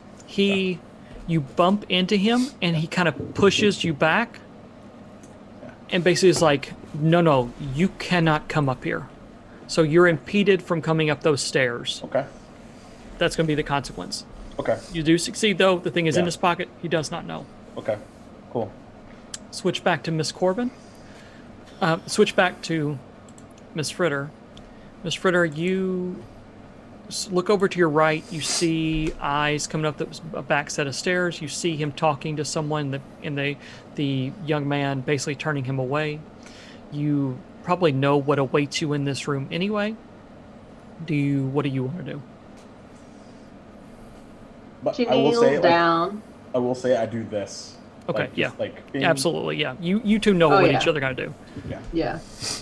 She kneels down like she's gonna fix her shoe or something, and rolls a smoke bomb into the room, and just backs up. Okay. So the camera cuts as the smoke bomb starts rolling into the room. Go ahead and make your roll for that. As that's happening, we're going to Would come that back be over. a wreck or a skirm? What would you I think say? it's skirmish. I don't think Skirmish? it's wreck. I mean, if it's going to blow something up, it could be wreck. If it's going to skirmish, I mean, he I'm could fine with it being either asphyxiate one. if he doesn't run out of there. I mean, I'm fine. If you want it to be wreck, that's fine. Wreck's just my favorite. So, canonically, we rewind time back about a minute as Miss Corbin and Dimitri are talking to Farnsworth. Farnsworth gets up, and he has a couple of his security guards around. He goes, "I'll give you this one. The price for your life is pretty easy. Leave Duskwall. You and all your little syndicate leave. And if not, let me show you what's going to happen." And he stands up and he walks out around you. He walks by you, walks out of the room, and about the same time Eyes is going up and Miss Corbin is bending down, he walks over to the half wall, looks down into the balcony, and turns back to you and goes, "The bidding is just about to begin. Why don't you come take a look?" And that's when below you hear a familiar voice, the voice of Ezekiah. Ezekiah steps out onto this little stage and claps his hands, everybody, as if to get their attention, and says, "Good evening, everyone. I hate to be the bearer of bad news, but, well, for those of you who have already made your deal, you got the good end of the bargain. For those who haven't," and he kind of points to the back, and you see a couple of the security guards bolt the doors that you all came in. "Well, the deals seem to have changed. You see, in my hand, and he holds up this little, almost like what a leech uses for holding vials. It's 5 different vials, and he holds up and says, the things you've been eating and drinking, the very air you've been breathing is actually, well, not good for you. The only thing keeping you living right now is taking something just like this. We're going to start the bidding at 10 coin per vial. Be wary. It's going to get bad in here very, very quickly. And I think there's kind of, no one really knows what's going on, but all of you who have, if you've taught, no, none of you have. Only preachers have felt this effect. If you're noticing things, you notice people in the crowd aren't moving quite the way they should. They're listless and a little like something's taking over their bodies a little bit at a time. This is the effects of the poison starting to break in. And I think you hear the people starting to try to figure out what's going on. About that time, the smoke bomb goes off in the back room upstairs. So what does the smoke bomb do? You just want it to cover and conceal? I want it to asphyxiate and be the first alert. Okay. You hear multiple sets of coughs coming from inside this room. Sounds like probably 3 people that are coughing inside this room. But they aren't leaving. You hear them probably stumbling forward about that time. Cool. So she pulls her little gas mask out of her little side pocket of her dress, because that's why we have dresses, and puts it on and takes her knife out and walks into the room. You shut the door behind you? Yes. Absolutely. So the door shuts behind you. The smoke, the room was fairly well lit, but it is now just like one of the bombs that Arabella used in the prison, in the jail. It is sulfurous and nasty and gross, and it's still hard for you to see, but you can smell just fine. Miss Corbin and Dimitri, what are you doing?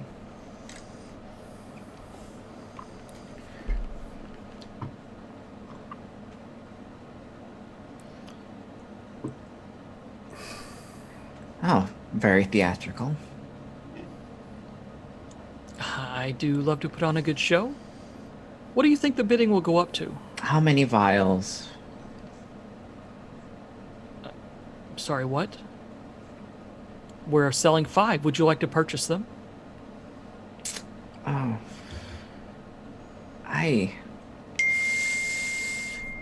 I'm afraid something like that just doesn't have the value it had. And why is that? You don't value your life? Oh, I do.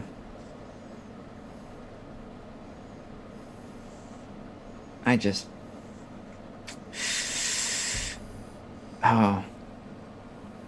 See, ingredients need to be more secret if you're going to do this. He goes, you're bluffing. We're cut from the same cloth. I would do the same in your case. Absolutely. Can I have a flashback? Absolutely. I think at the first hint that this was poison, this was going to be a poison, I think she got the, what was it, the Bonnies? Mm-hmm. She is going to make a request for something to counteract. It doesn't have, it might be harsh. Mm-hmm. It might kick more than an antidote is. It just needs to counteract. Yeah, but she's going to add the thing of she will put a good portion of her own coin and put some donations from the hive. Okay. To help them. Yeah, they can get you something. It's not an anti poison. Mm-hmm. It is more like a suppressant to make you, to get you through it. You know what I'm saying? Mm-hmm. Like the antidote would kind of bring you back. This is just going to help you get through it and not die. Yeah. So if you use one, when you use one, and each one of you will have to at some point in time, Mm-hmm. you are going to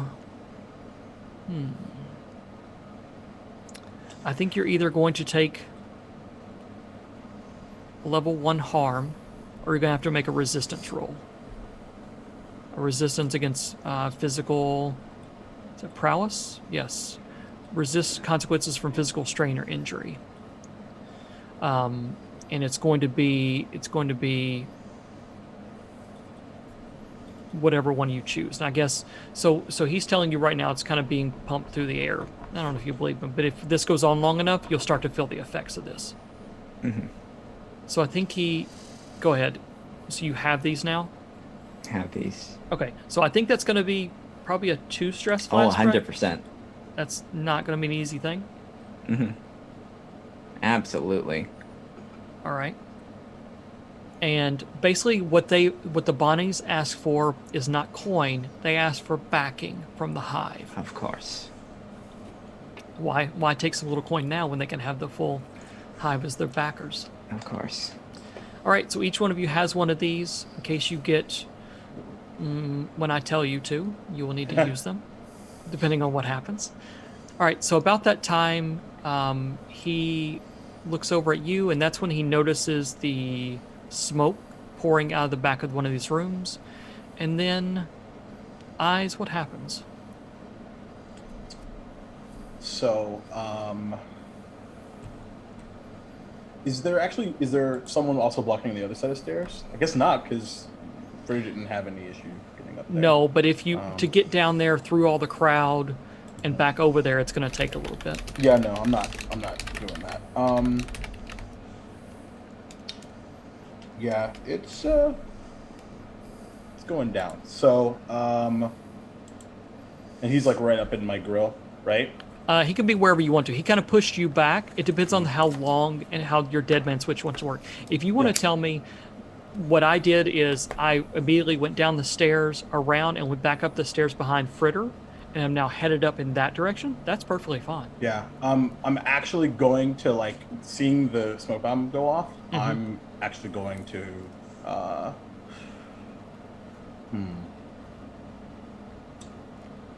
I'm actually going to actually I gotta do a couple things here, so bear with me. So seeing that, like, I'm actually just going to, like, just palm strike him, like right in the chin to incapacitate him, or attempt to anyway. Okay. Completely, like, and like, 'cause, like, I spin around and like to as if to turn around, like kind of like sad face, and then I just reach around and clock him. And then I'm, if that's successful, I'm gonna actually throw him into the crowd and set the dead man switch off. That's the play. That's the plan. All right. Lots of things. So let's do this first. Miss Corbin, you hear this? You see? You don't see. You hear a popping noise as something around the corner and in the back goes off. You see Farnsworth's eyes dart in that direction. And then as you go to look in that direction, you spin around and see Eyes is going to attempt to attack this, who you know is a needle, standing at the top of the stairs. There are a couple of guards that Farnsworth has around him right now that are like between you and him. And so I'll let you know that so you can decide what you're going to do next after this roll. And then we're going to go to Fritter. Just want to set the place for everybody as this begins. Downstairs, to kind of say what's going on, things are starting to get, the people are starting to figure out this is not a joke, this is not a drill, and starting to get anxious. Some people are trying to push back up against the guards that are holding them, the security that's holding them in. Some people are skittering off to the side and are drinking what you could see are vials, and then some people are making wild, outlandish things, attempts to buy the last remaining vials that Ezekiah now has his hands on. All right, so Eyes, roll it up. All right. I'm gonna go ahead and push. 6. Good thing you pushed. Yeah. Hell yeah. All right. So you turn around and he kind of is looking away, and that's when your kick or punch Yeah. lands him right on his chin. Yep. And kind of, he goes like staggering back probably and sits on his butt on the top of the stairs. Cool. And then as he kind of does that, I flip him over the stairs. Okay, you flip him over the stairs. Yep. And is that when the explosion happens? As soon as I hear, oh, Okay. boom. All right. So that goes off. As that goes off, Miss Fritter, you slam the door behind you. The room is filled with smoke. You hear 3 different people coughing inside, and in your hand is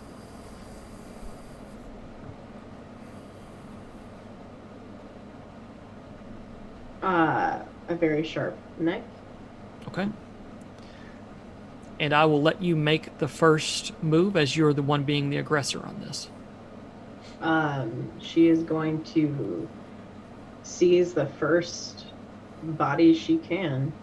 Okay. She will look at their face, and if she knows them, She that's does not. one thing, then she's just going to slit his throat. Okay. Let's make a roll.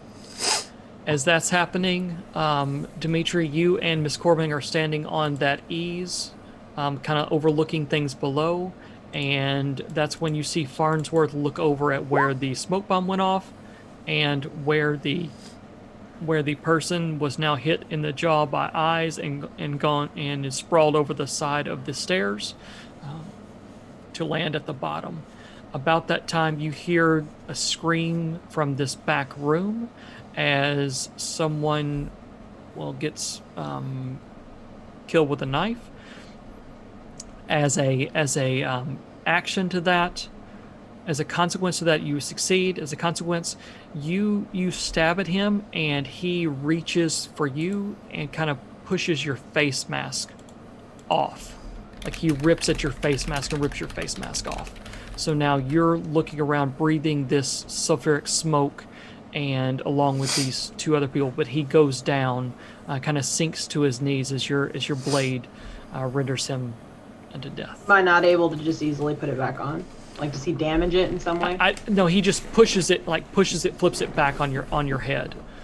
So if you want to get it back on and get it back secured, you can. It's just kind of an action to do that. I just have like a moment where I'm like kind of fumbling. I can't immediately go to the next guy. Okay. Exactly. It just takes a moment to fumble.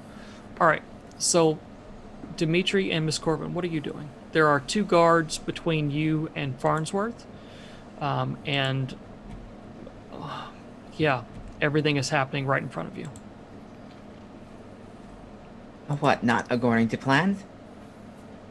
He looks, Farnsworth looks at you and goes, no, but it doesn't matter. He looks over at his guards, and they come running at you and Dimitri. I'm assuming Dimitri was ready for this and could make an action. Yeah, I'm going to kind of do like a funny scene, I think. So sort of like throwing his coat open, and as he does, like Nathaniel comes flying out of it, and he's like reaching for this rifle and just like leveling it right at the first guy he sees coming at him. But Nathan is here? Oh, he's always I am here! Yay! See? So I will mark. Okay. I was there all along. I'm the friend you made along the way. Absolutely. The big reveal. The big reveal, the big bad evil guys. The bird. I guess does it matter if I use hunt or skirmish in this, does it? No, I think this is more of a skirmish. Okay. Skirmish with the opponent in close combat. He is pretty close to you. He was also not prepared for you to bring out a long gun. I think I'm going to there's that. take the 2 stress to push it. Okay. Is this going to be desperate or This is risky right now, risky? depending on what you roll from You know what? here. I will help Dimitri Okay. by kind of like, I'll stand kind of in front Mm-hmm. and then just step aside at the moment where Absolutely. You step aside. He reveals his cloak. Out pops me, and then the rifle comes leveling up at him. So, that's extra dice. so that's 2 bonus dice then. Yep. Come on. I'll take a 5. That's fine. 5. So I think your shot takes the first one in the chest, and he goes down pretty easily, but the other one was standing beside him, and he proceeds to take a shot back at you. Okay. I think we said this is risky, so he's going to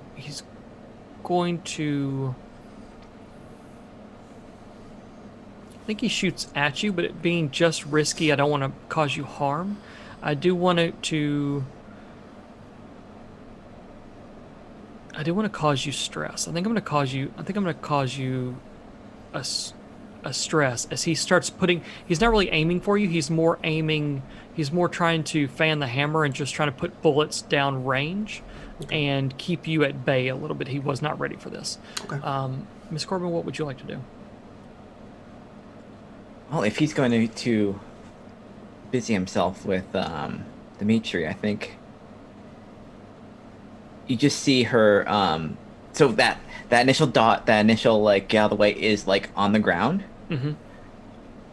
She takes one of her daggers that she hit out of her hair and it's gonna just try and shank this dude. Shank the guy who's shooting at Dimitri? Mm-hmm. Okay, that's fine. Eyes, you notice that there are now that you notice there are multiple guards, security headed your way, coming up toward the stairs. Okay. Risky? Risky, yes. Standard? Standard, yes. Let's see where this goes. It's 3. Double 3s. I think you go to do that, but the hail of bullets that he's kind of just spraying all over. He's not just shooting at Dimitri. He's just kind of shooting all over. So as you go to do that, a bullet comes whizzing by you, and you probably have to duck back along the side there. Maybe back into a room or like along one of the columns or something like that, and just kind of get back out of the way a little bit. Okay. All right.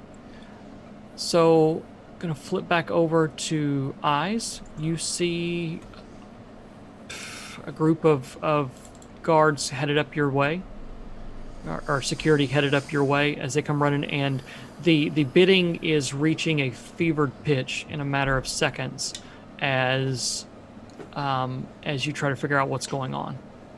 People are making bids of like 20 coin, 25 coin, 50 coin, just outrageous, outlandish things in order to survive. And you notice that it's not everyone. About half of the people are now have moved back into the recesses of these other rooms and have probably drank their antidote and are just trying to feel the effects, trying to get rid of the effects. But there are definitely a lot of people still trying to get these last few vials. Okay. As they begin to come forward, say, let's have some fun, boys. And I am actually going to say, just look down and say now. And Arabella's downstairs. Mm-hmm. And let's the party started, man. Let's get the party started then. And he's gonna take out the fire oil, light it, toss it up. Onto Boom. the stairs? Onto the stairs where, yeah. Okay, absolutely. All right, let's roll that up. Hell Fritter, yes. we're coming to you next. Let's see. Is that a wreck? Absolutely. I mean, I can't see it being anything other than the wreck. Cool. And, I will have Arabella push as well. 5. 5. Thank God I fucking pushed again. Yeah, it absolutely works, and it's going to stop them from coming up that stairwell, but it's also engulfed the stairwell and is climbing up the stairs after you. Cool. No, that's perfect. I'm going to dismount. I'm going to Dismount and disembark. Dismount and disembark. Yeah, like I'm actually going to climb up to the top of the railing, and I'm actually looking for. Do I see Hezekiah from where I am? Yeah, he's down in the bottom. He's at the bottom of the stairs on a podium, probably 20, 25 feet away.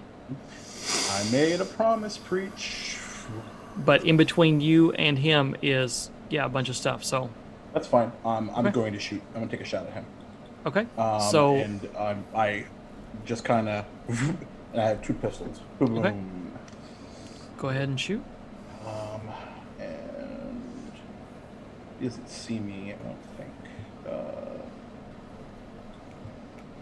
Can this be a prowl? Is that possible? I don't think so. Prowl, you're out in the open. Prowl is prowl about unseen, traverse obstacles, ambush with close violence. I don't feel like this is a prowl because you're in the middle of everyone. There is a fire in front of you. You couldn't be more outlined if you tried.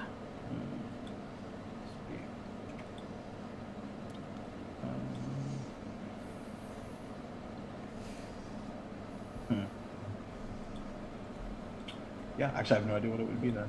Hunt, skirmish. Yeah.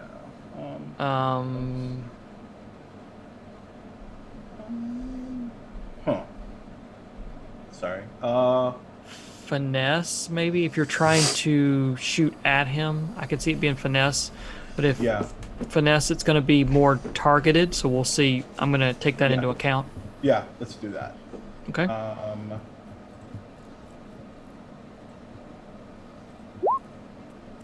5. So I think you shoot at him and you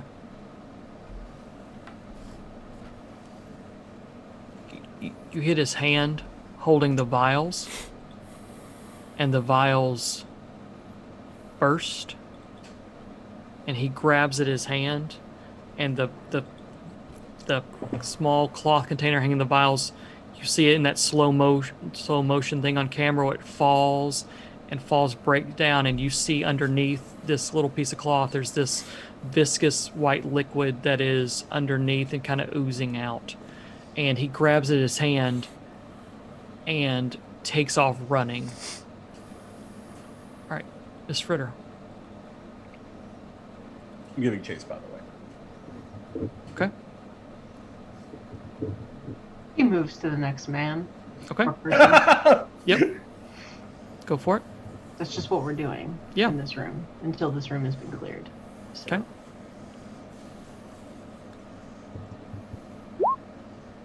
So 2 5. So I'll let you do this. I'll let you take down the other 2. I think one of them scores a cut on you, a pretty bad cut on your side.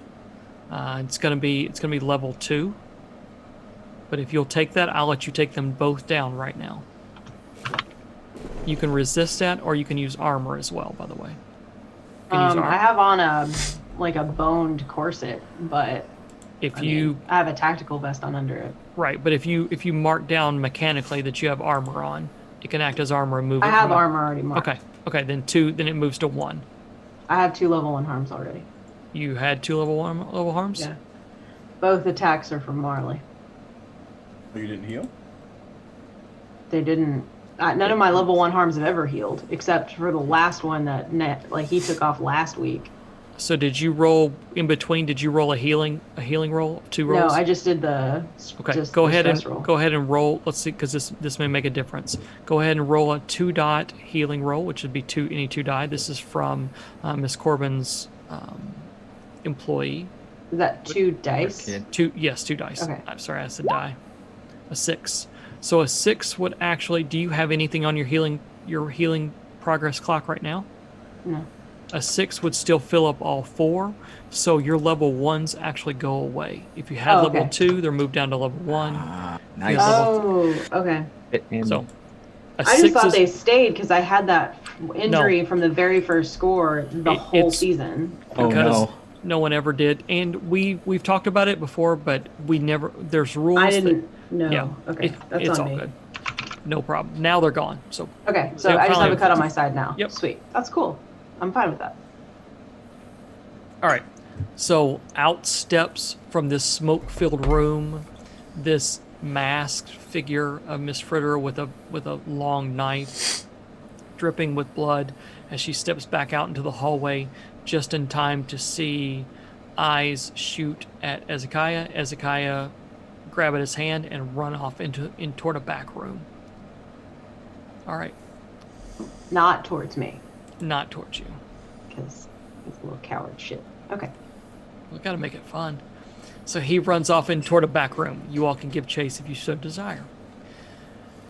Dimitri and Miss Corbin, you have one person in front of you shooting at you, and you have Farnsworth, who has pulled out a small derringer. What would you like to do? I'll take a shot at the other guard who's trying to go after Miss Corbin, if I'm not mistaken.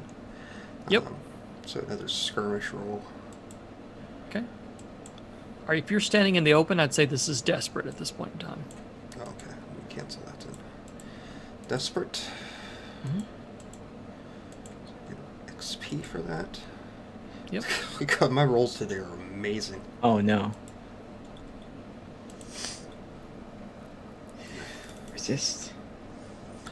So I could resist, I guess, right?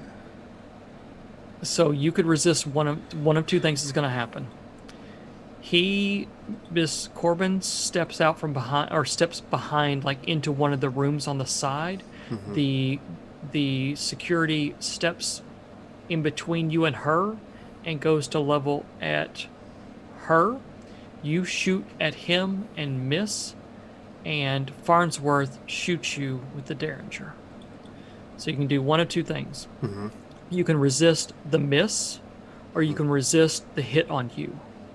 Oh, the miss, definitely. Okay. So the miss is going to be of resistance on... I think it's prowess. What did you use for it? Did you use hunt? I use skirmish. Skirmish. Okay, then it's going to be prowess. Resistance from physical strain or injury. Yeah, that's fine. Roll a prowess resistance, please. Okay. That's a crit. God damn. So I God think damn. There you go. you Fuck actually, yeah. so mechanically, crit. you Holy. reduce a stress. So if Okay. you have stress, you actually take one off. Nice. I think it is that slow down motion of a hunter when his prey comes into his focus, and he turns and spins and goes to aim at Miss Corbin and goes to fire at Miss Corbin, and you're right there with your rifle, leaving yourself open, and you know that, but you still make the hit. And you shoot him, and he goes down in a heap, only as you see this flash of gunpowder in front of you, and you're going to take level 2 harm as the bullet from the derringer pierces your side, because it was desperate. Absolutely. All right, Miss Corbin, what would you like to do? We still have that one, right? The one guard? Yeah. No, both guards are now down. Everything not according to plan, right? Farnsworth looks very panicked and has just fired his weapon. He kind of looks at you and kind of aims a shaky hand in your direction. I mean, we can still make a deal here. That's what you want. We're all alike, aren't we? I imagine that they're going to come down pretty hard upon you. Oh, the survivors and all. He looks down at where Ezekiah was and sees the small piece of velvet holding what he thought was going to be his riches. And he goes, "Make it quick. Things have changed."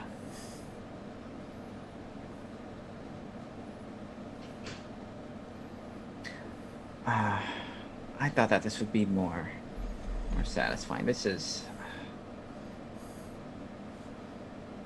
like that. Nothing? Vengeance very, very rarely is as satisfying as what you think it's going to be. No, not that. What? You. Me? I thought you put up more of a fight plans. Oh, the great mastermind trying to get his rich, trying to take over. I can't outthink of everything. In fact, I'm almost proud that you're standing here.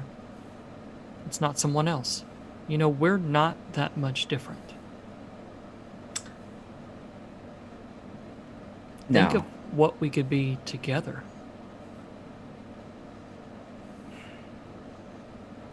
We've eaten up all this energy to fight each other. What if we used it to fight the... And he kind of splays his hand down at all the nobles. Some of the nobles are like grabbing at the vials, trying to drink out of what they can.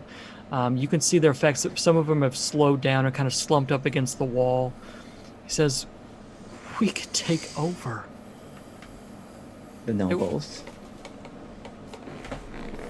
Well, what's left of the noble class anyway.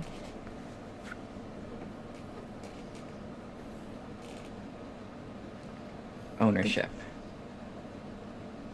Leviathan hunter ships, they're all up for grabs. Of course, I wouldn't sell to those people that got in my way. Only a few will survive this. Even some of the antidotes, not antidote. Think of what we could do together. You and I. Oh, there is a power vacuum here. You know them.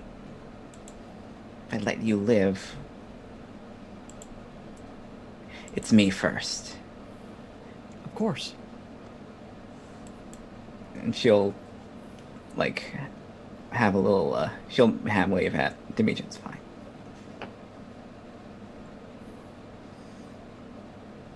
You work for me now. He kind of... He puts down the Derringer and lets the Derringer go to his side and breathes what seems like a big sigh of relief. And he goes, yeah, we can work together. I can work for you. What assurances do I have that you will not do this opposite? What do you Your want? word? Of course. I don't You have my know. word. Yes. Oh, of course you have my word. Okay. Oh, well, I'm gonna need something a little different. As you think about what you might need, we're going to cut back as Ezekiah grips his hand and goes running out of the room. What's in front of me? Staircase on fire. Oh, no. I gave chase. In front of you is a staircase on fire from your firebomb. You can jump off the side if you like. Oh, no, I did. And- Yeah. Okay, so jump off the side. That's what the moon Oh, saw. dismount. Okay, my bad. Didn't understand it. So you're gonna take level 1 harm as you jump over the side of that and land twisted ankle. You can resist that with physical resistance if you choose. Oh, yeah. Okay, and you go running after him. What is Miss Fritter doing? Fritter is walking down a smoke-filled hallway with a gas mask on and a crimson dress covered in blood, holding a bloody knife in one hand. And I kind of imagine that, like, the front of her dress got torn at some point, which is very stylish these days. And so she's, like, walking, holding this knife. She saw Ezekiah. That is the only thing that she sees. This is an absolute, like... thing where she focuses on an enemy and like nothing matters until she kills him. You rage. That one. Yep. So you come walking down that back set of stairwell about the same time you look over and Eyes has landed on the ground. And you both kind of look at each other and where Ezekiah ran to in the back, and off you go. I'll kind of look up in the melee and I'll drop my pistols, take out a large blunderbuss, and I'll say, ladies first! I have to descend a staircase, right? Yeah, you're there. There is nothing in the world that has ever looked as amazing as Fritter walking down that Absolutely. staircase with the knife and the dress and the blood everywhere and the gas mask on. Like, yeah. Josh, don't shake your head at me. Like, this It's- is, like... Oh, I approve. It reminds me of a video game, and I don't know what it would be, but it reminds me of like a moment from a video game that you would see, like just this All I'm out missing of is place like, was like, what the hell Duel is of the this? Oh Fates. my, yeah, the smoke coming in from behind her. She's backlit with these lamps. Yeah. All right, so you two walk calmly, and I think again the rage takes over, as you said, that Fritter becomes very calm, very focused, very matter of fact. There is only eyes for the target at this point in time. So you and Eyes go walking forward around the corner and into the back room. Looks like it leads to a kitchen area. And you see stumbling out of the back room on the other side is Hezekiah as he's running out the back. Stepping back into Dimitri and Miss Corbin. Farnsworth goes, yeah, I mean, my word? Yeah, of course you have my word. That's not an issue. Well, I'm gonna need something a little more concrete. Yes, do you want me to write it down? What would you like? Oh, I got something. Let me see. She'll whip out her arm and she'll take out her palm pistol and just shoot him in the gut. Absolutely. All right. It's one of those shots where it's like, she wants him to last a little bit before he goes. Of course. Doesn't. I owe you nothing. I think he goes to reach out his hand as if you thinking that you're going to shake his hand. And the shot goes off. Let's see where it lands. I'm going to push myself for this. But of course. Yes. Let's do this. That's me. That's not. Risky? Yes. I think this is desperate. This is the moment. It feels desperate to me. Yeah. In standard effect. Or greater effect, actually. Yeah, the guards are still there too, right? Yeah, they're trying to come up, but they got the fire to deal with. They're trying to run around. So yeah. Desperate action, greater effect.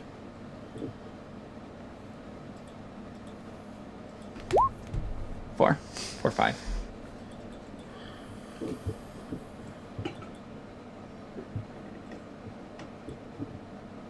So a 4 is a success.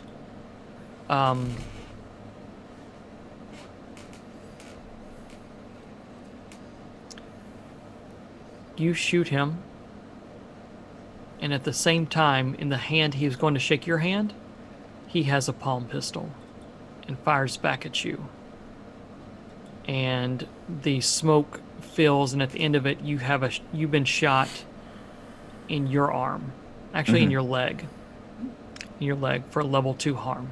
And he hits him, but it doesn't hit him in his gut. It hits him in his upper chest, and it's a bad wound, but not one that's going to absolutely take him completely out. But it's a bad wound. He goes staggering back and lands up against that little half wall that's overlooking the balcony.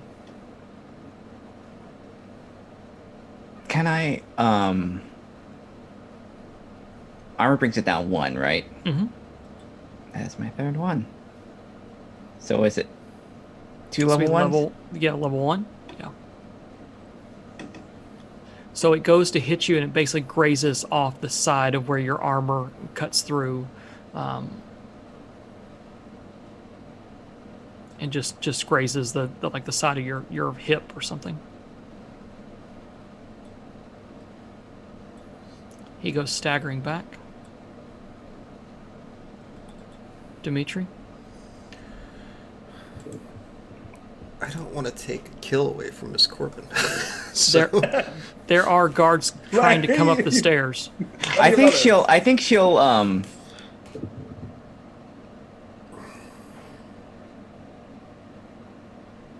she'll make the after she stands up, and she'll make the thing. It's like, do it. Yeah, I think you take the shot to the hip, and you maybe it spins you, and kind of drops you to one knee.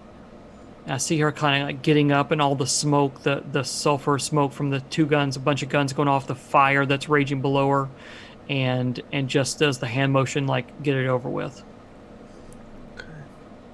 I have no time for you. I guess I'll take that shot then. Is this a fine rifle as well, Dimitri?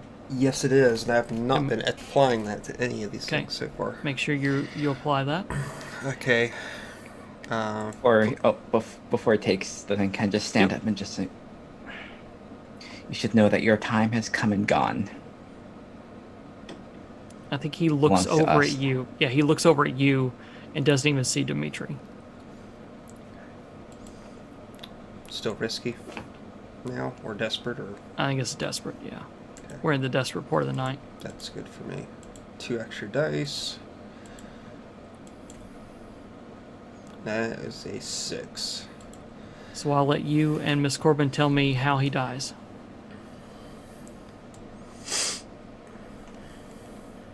And what happens to his body. So you say he sort of like pressed up against the wall after he got shot by Miss Corbin? He pressed up against that half wall overlooking the balcony. That's the balcony half wall.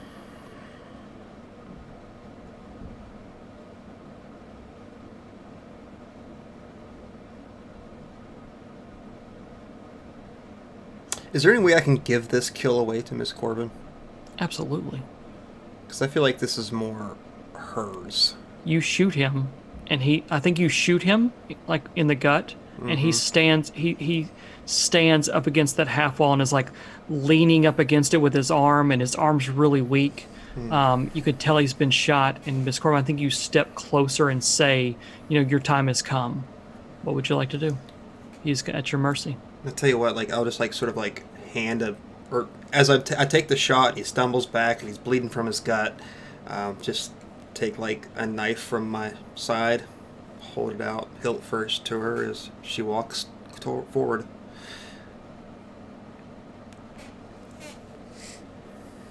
Thank you. And she'll just get him in the just across the throat. Yeah, quick, efficient, and moving forward.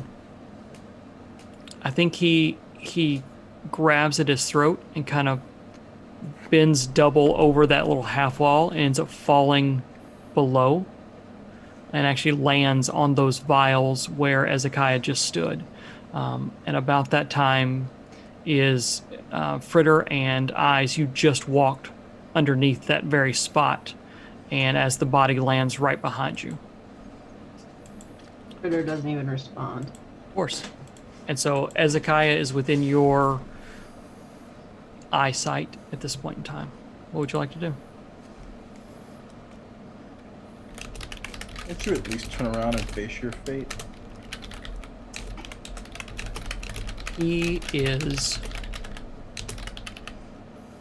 He's at the back door that's actually been barred. Looks like it's been barred from the outside, so he's like pushing and beating up against this door. And he turns at the sound of your voice very, very slowly. And like That's better. grabs his hand. And he goes, Eyes? What do you do? And he kind of spins around and he sees Miss Fritter as well. And I think anything he was going to say just stops. Yeah, you answered your own question, right? And I kind of like take the blunderbuss. I know I kind of put it on my shoulder. Damn. Actually, I thought I was going to get to use this for once. Unfortunately, it seems like I have to break another promise. I'm getting really good at these. For what? We can leave, right? Like he Yeah, see,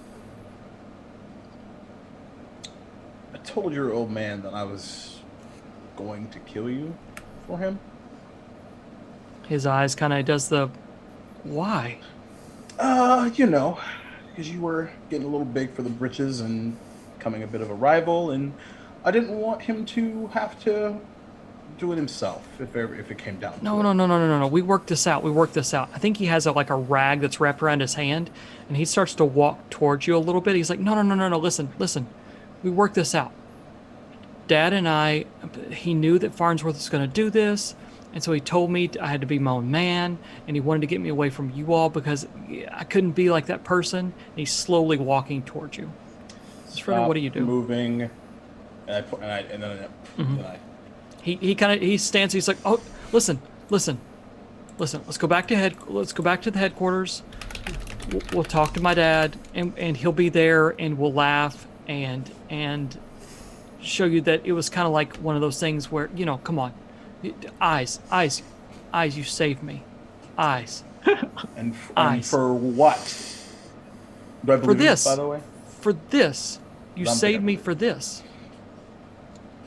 Do I believe him? Because I don't believe him. I don't think I believe him.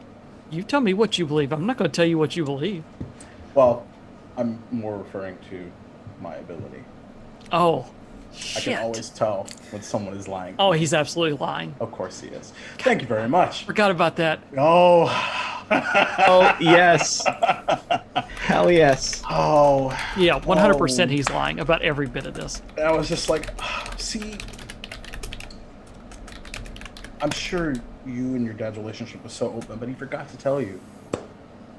I know you're lying. His face drops. Just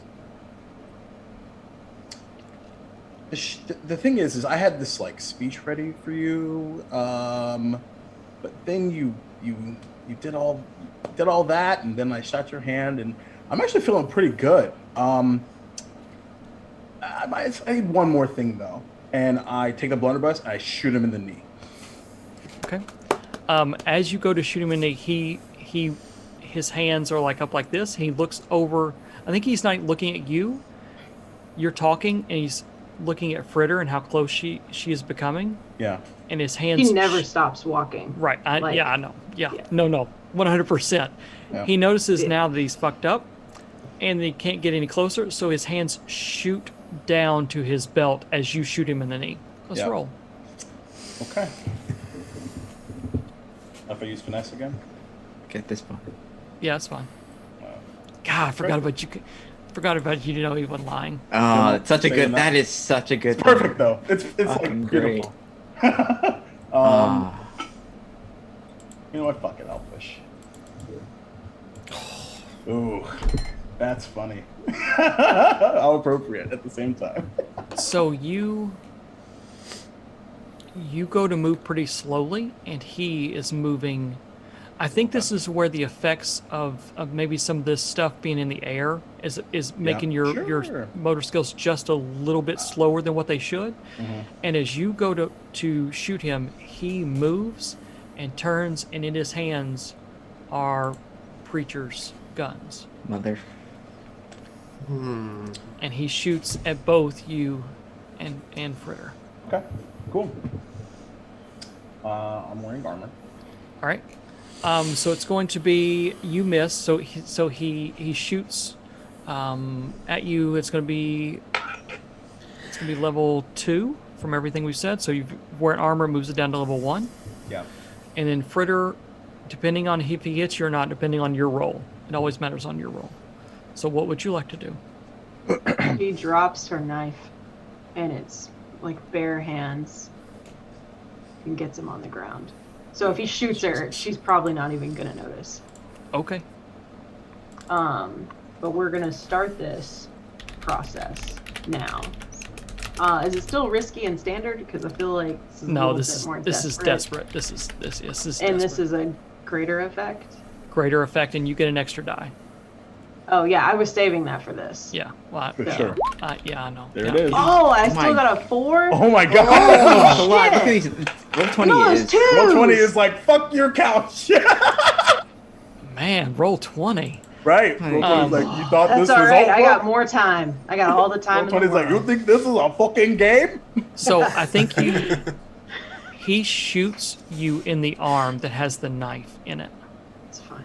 And you were going to drop it anyway, but it kind of does that whole Happens. thing. Right. It happens as he goes to shoot you. And he takes a step back, and you reach out for him, but it just doesn't can't quite get him. Okay, so it's going to be level 2 harm. Shot. You can resist that consequence, or you can resist the consequence to miss, Oh. basically. I'll take the level 2 harm. Okay. You can still resist the consequence to miss and actually have him in your grasp if you so choose. Yeah, I'll resist that. That's what I figured you'd do. All right, so it's going to be a prowess resist. What is that? Um, Prowess. Hit prowess. Yep, and hit prowess. Do I have any bonus dice for that? Can I push myself? Nope. Okay, never mind. I don't know. Roll 20's being a bitch. All right, so you're gonna take 2 stress Motherfucker. as you reach out with that bloodied hand he just shot, and it doesn't quite grasp on, but you're able to latch on with the other one and hold the front of his vest tight. All right, who's next? Eyes, are you doing anything else? I'm just gonna say, you and like kind of holding my side, like, you fuckity fuck. You fuckity fucking fuck. Seriously? Try to do this with some sort of dignity. Oh. You hear panicked and screaming from the room behind you. And like, I'm just gonna like, now I'm just like because like, we're in the kitchen, right? I'm actually just gonna like lean like on the thing and just like I have my blunderbuss like just pointed towards the hallway. Okay. Yep. As if any guards are coming in. Yep. And damn. What a shame. And then I take out a flask. So, Miss Corbin and Dimitri, what are you doing just while this is going on? Are these guards house guard? The house guards, or are these? They were needles. I think when Farnsworth's body hits the floor, I think they kind of look at that and look at the room on fire and look at all the people dying that kind of weren't supposed to, and you see them very much hesitating to do anything at this point. I think they're unorganized now. They don't know what to do. So a call to action could make them basically GTFO. All right. Or a show of force, however y'all want to do it. But one successful action and they're out of it.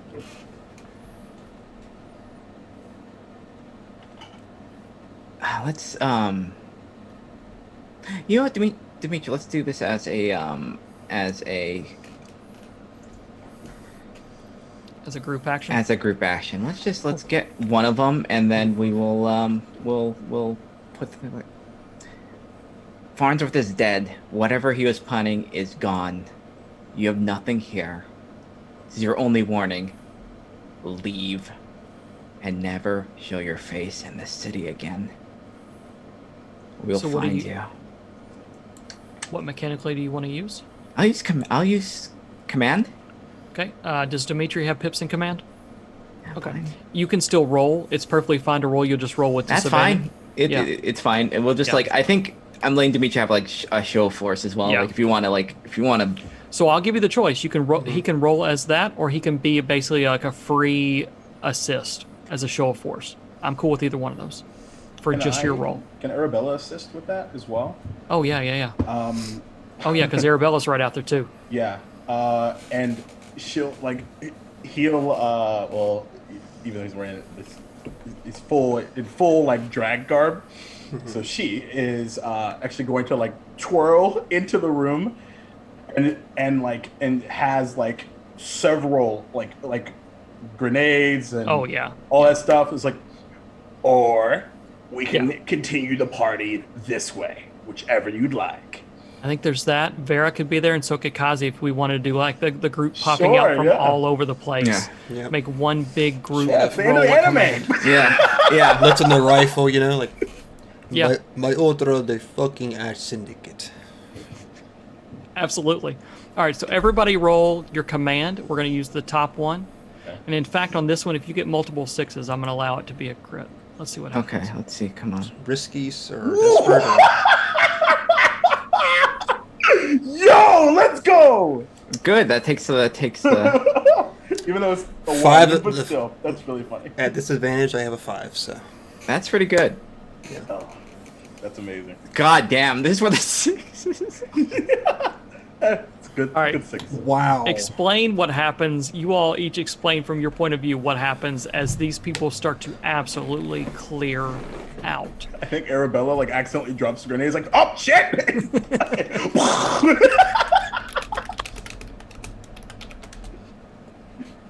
Yeah.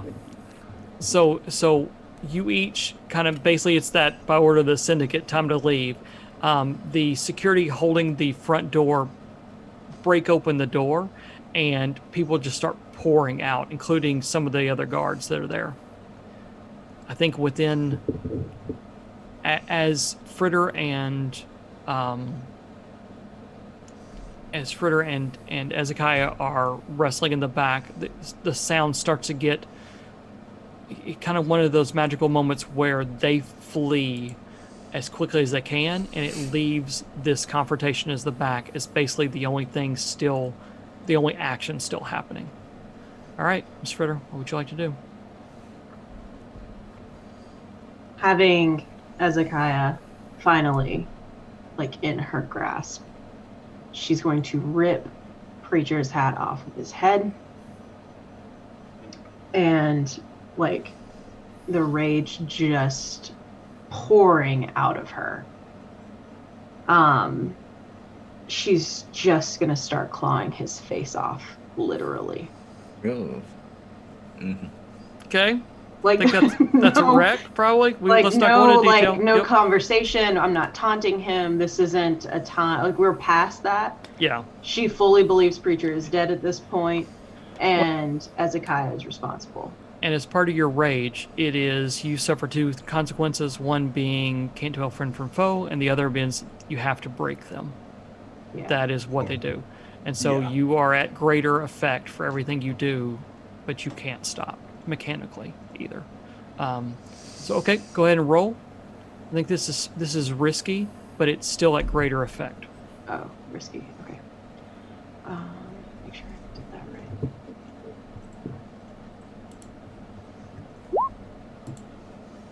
Oh, crit. God damn. That's a critical. God damn this. That's just. All right, so again, like always, the dice favor a good story. I think at times they show up when a good story is needed. And you all making them all leave, and then you crit to kill Ezekiah. What happens? I don't think she realizes maybe what she's done until, like, he stops moving. Yeah. But that she just claws at his face, getting into the bone, like clawing his, like, tissue off of his face, clawing the muscles away. She just keeps digging as if she feels like she's going to find an answer if she keeps going. Yeah. I imagine at some point somebody, Eyes or Edie, coming over and just kind of not pulling her off of him, but like kind of grabbing her shoulder. Yeah. Yep. That's I think like, the screaming stops. Like it suddenly, in a moment of clarity, there is no more sound going on, either from him or from the party and the chaos outside. And Eyes, go ahead. yeah, I still let it go about 2 beats too far into the red. Because Yeah. reasons. She never heard them screaming. Yeah. And then you're done. Who is around them when she finally sits back, covered in blood again? I think it's just us. Yeah, it's you all and coughing. People are outside a little bit, but everybody's trying to leave as quickly as possible. There's sirens going off. The Brightstone cops are the blue coats are starting to arrive. Like down there, you hear the sirens coming, but it's basically way back in the recess of your consciousness. And basically in from the other room pops the rest of the group as they come back to check on why the screams have stopped. Out of character. Mm-hmm. This is the first time that Kazi and Fritter have been in the same place this whole season. I just feel like that's a really important detail that we don't need to neglect, because she still doesn't know who Kazi is.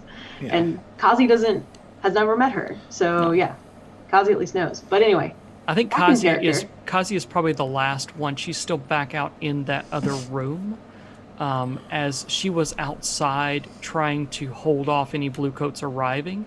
And so she comes running up, like Daze did earlier. She comes running up into the building, Brightstone blue coats are coming. They're coming right now, and she I think she sees Fritter, but she doesn't see what has happened. You know what I'm saying? Like she sees Fritter sitting there, but honestly, there's probably 4 or 5 of you all in the way still.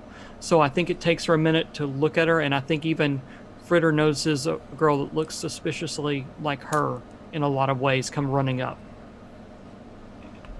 Fritter's gonna look at Jason and I think I know where we need to go. You do? Yeah. We're not just gonna do our No. usual? No. All right. And she picks up Preacher's hat and is like holding it, like almost like cradling it like a baby, like just like she's clinging to this thing. And since we're there, we're gonna pick up his guns as well because we're not leaving that with as Sure. his corpse. He doesn't deserve that, that traitorous little bitch. There's not much of a corpse left. What goal? So, Yeah, okay. So we find you all probably headlong out into this house, running down hallways and making out into carriages as they go to leave. There's a couple carriages that, of course, you all have already set up for an easy getaway as you are riding back the long way from Brightstone around the top part of town into the Six Towers area, because that's the top part through the very nub of Charter Hall and kind of around that way. Sirens have gone off. Basically all points bulletin has arrived on the Terrell house, as it's 1, going up in flames, and 2, the amount of carnage and death and destruction that have been wrought there. You all can be anywhere you want to be as the cart. Anyone, you all tell me what is going on, because I don't know. So I guess Fritter is leading this cavalcade. Mm-hmm. Fritter had an epiphany as she has spent this evening thinking about her wall and where she's going next, because if she survives tonight, she obviously has more work to do, but she remembers this story he told her about the church that he went to. And we can flashback if you want to, but narratively Josh already confirmed that it made sense, so I'm just gonna roll with it. And that's where she's gonna go, because at the very minimum that's where she'll leave his hat if he's not there. Okay. So I'd say the carriage ride is pretty quiet as everyone is within their thoughts of what just happened. Miss Corbin finally has her vengeance, and whether that feels right or not, only she can say. Eyes finally has maybe a release to leave and get out, and has an excuse to with everything going on. And Fritter is sitting with one last hope and desperate plea that she's not wrong, and that her either preacher or his memory can be laid to rest at this small church. So we pull up, and it's again a nothing part of Nowhereville. That is a small church with a lantern lit on the outside, the light's still on. No one's there at this time of night, but you think you hear humming from inside, a soft woman's tone of humming as you see someone sweeping kind of out trash and debris that is collected from inside as they sweep toward the back and into the alleyway as you all pull up in your 2 beautiful wrought carriages. Fritter gets out, still covered in blood, and goes inside. Yeah, she sees you, recognizes who you are, having talked to Preacher for more than 5 minutes. I guarantee he said something about you. And she sees you get out of the cart. She puts her broom up against the side of the wall and walks away from the front of the church. When Eyes gets out, he actually had the carriage that he was in, make a quick pit stop at Two Cats, and he has the whiskey that was exclusively his and Preacher's, and he brings it with him. Okay. So in like this like beautiful like crystal bottle. Okay. Miss Corbin, you get out as well? Yes. Okay. What's happening? What do we find, Nathan? What do we find, Josh? Nathan doesn't know what we find. What do we find? What do we find, Joshua? I don't know. I have to roll. Are you gonna make me roll to find this man's corpse? Roll to No. reveal. I guess it'd be up to Mother Nadia if she would let them in or take them to him. If she knows where where is he in the church? He's probably in one of the like, what are the like an office area kind of thing, but up in a cot. Okay, so if she knows where he is, she sees you all get down. She puts her broom up and she looks around real quick and opens up the door and goes inside and looking back at you all as if to follow her without a word. We follow. You hear in her soft voice, "Please close the door behind you. I'll see if he's still here." And she walks you down the middle of this aisle. These pews have seen better days. The whatever god that she reviews or follows along, there's different markings and talks and things like that on the vestibule. Not a big place at all. You could basically seat 10 people in here maybe. She walks back into the back and says, "This is where I found him," and opens up the door to one of the small rooms, and preacher is inside. She opens up the door and kind of backs back out as if, "This is for you all. This is not for me." And you hear her walk back into the pew, into the open area at the front. What do we find? Find preacher, sort of curled up in his side. A very loose bandage around his head and sort of going around his right eye at this point. Heavy with blood. And it doesn't. His chest is rising and falling very slowly. His skin is hot, almost fevered at this point. You're not sure if it's from the wound itself, an infection, or if it's from the effects of the poison that he imbibed. But he's there, but he's not conscious.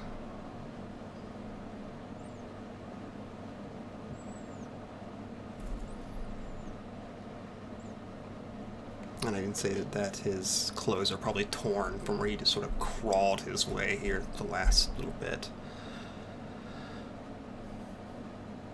Ritter's gonna sit down next to him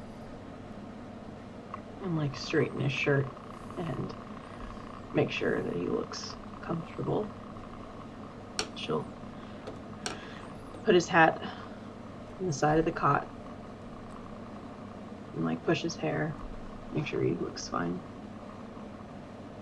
and just sit next to him.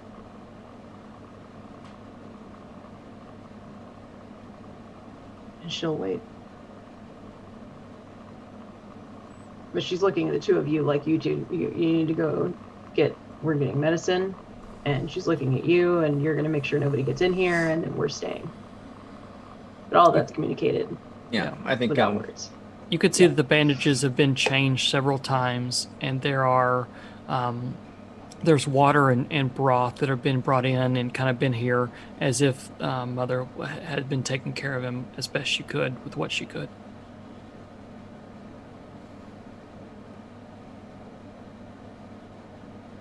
So this is where we look at the days as they lie ahead. Not talking specifics if you don't want to, but where do we find each of your characters as we close this season?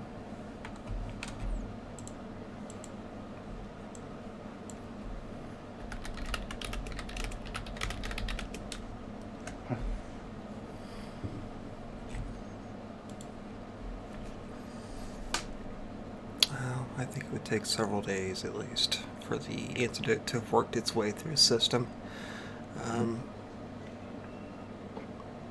And the interaction with Ezekiah has left him permanently scarred at this rate.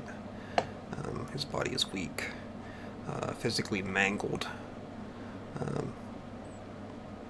where the brown in his right eye has now faded to a pale white.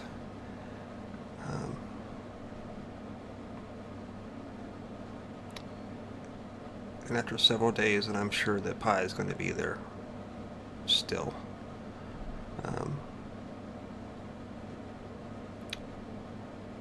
And I think he would probably just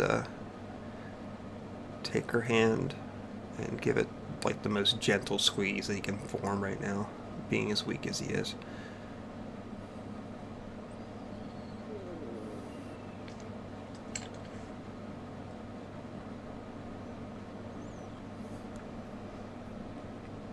I guess I couldn't save us both either.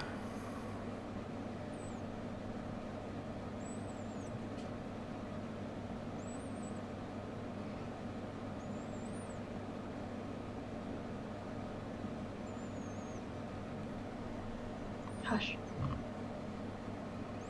You have healing to do.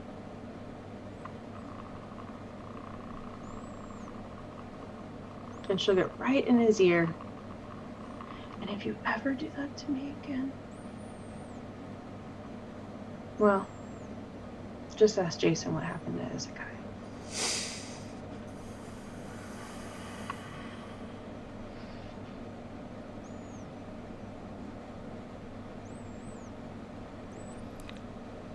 Pi. He sort of rolls into his back as best he can, looking up to her with the one good eye that he has left.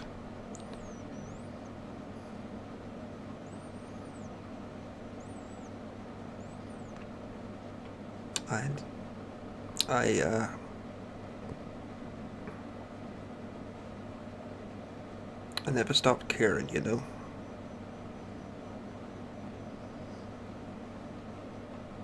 Hush. You have healing to do.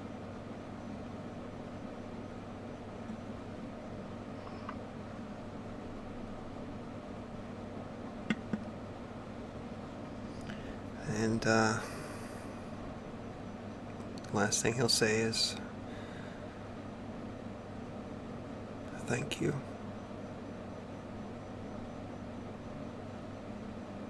And I know that I'm not worthy of it, but I do love you.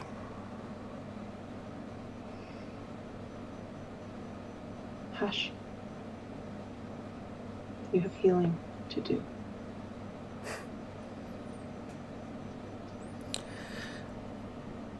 I guess,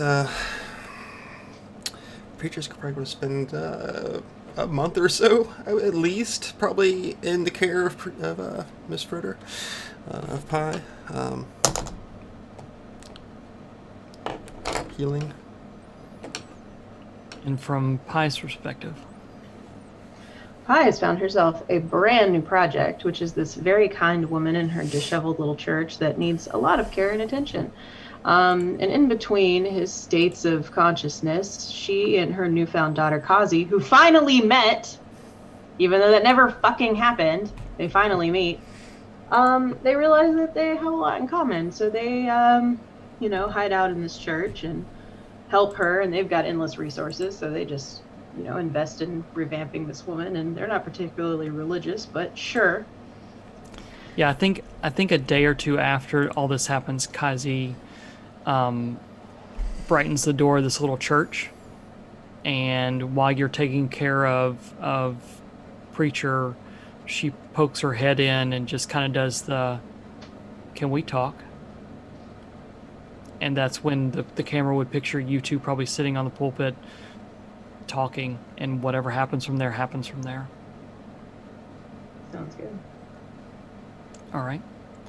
Miss Corbin, there's a power vacuum you noticed early. Did she take advantage of that?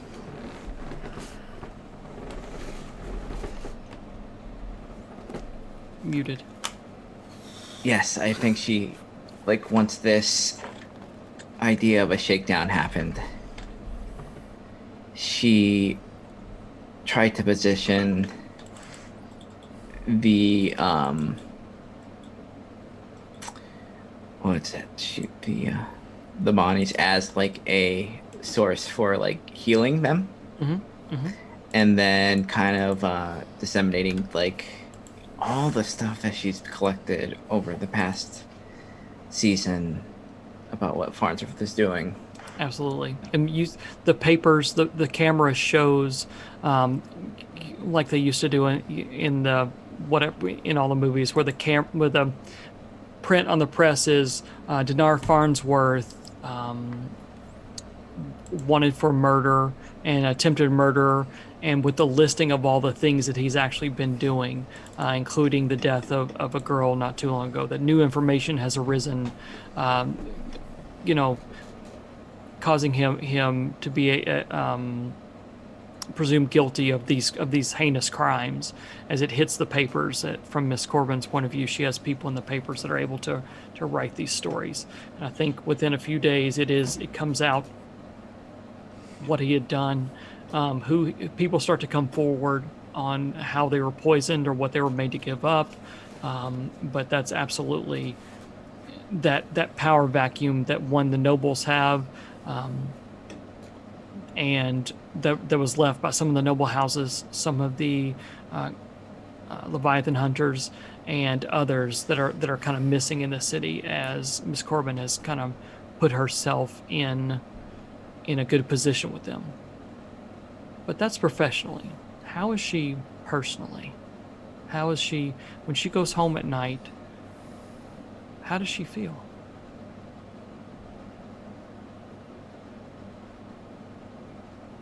I think she goes back to her home, which is just kind of like a not used apartment. Gets the business dress off, usually the casual house clothes, hair down.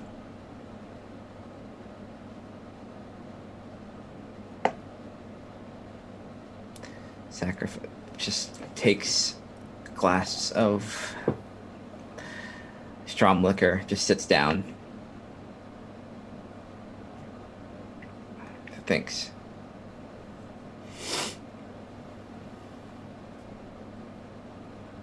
Last sacrifices. A lot of time.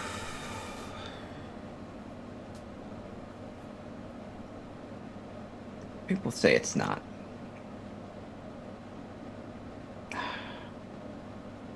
When the moment comes, it's empty when you're done with it. No. I got what I wanted.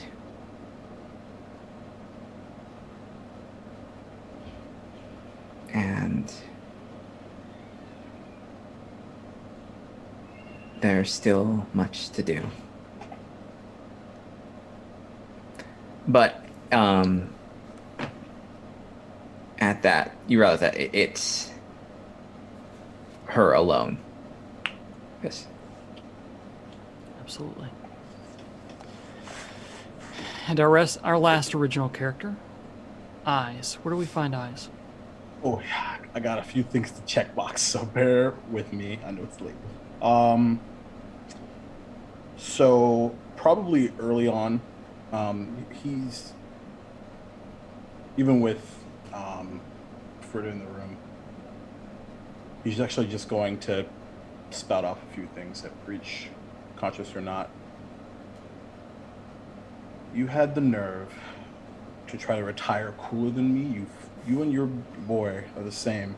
You're both fucking surly fucks. I even started to write like a song. Like I got a stanza in. I was gonna write a fucking song for you. You fucking dead motherfuckity fuck. Fritter throws a hymnal at you. That's what I was waiting on. Look, sorry. Some people don't think they deserve a happy ending. The mistake that they make is that they think that they get to write. There will always be a booth for you at Two Cats, but you're still a fucking fuck. And I'll look at Miss Fritter with a bit of a grin, and I say, "See you around, Pie." And I walk out the door as fast as fucking possible. Then, a couple days later, stop by either the office or whatever new shit Miss Corbin's up to. Kind of just do a quick kind of, one of those knock at an office when you've got like one quick thing to say, leaning on the window, on the doorway. Ah, nice. That time. How do you feel? Good. Things are finally going. It's good not to just fight for scraps now. Indeed. Speaking of scraps, I don't know if it's half syndicate north, south, east, west, but when I'm ready to rock, you'll be the first to know. Oh my God, Darlene's gonna be so mad at me.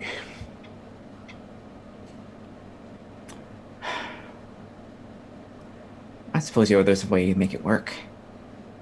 Yeah. You're pretty good at that. Oh yeah, I mean, silent partner at Two Cats, open up a new one, money laundering. It's so boring. It's not. I suppose there's nothing I can say that makes you stay. I mean, this is a pretty good deal you got going. Yeah.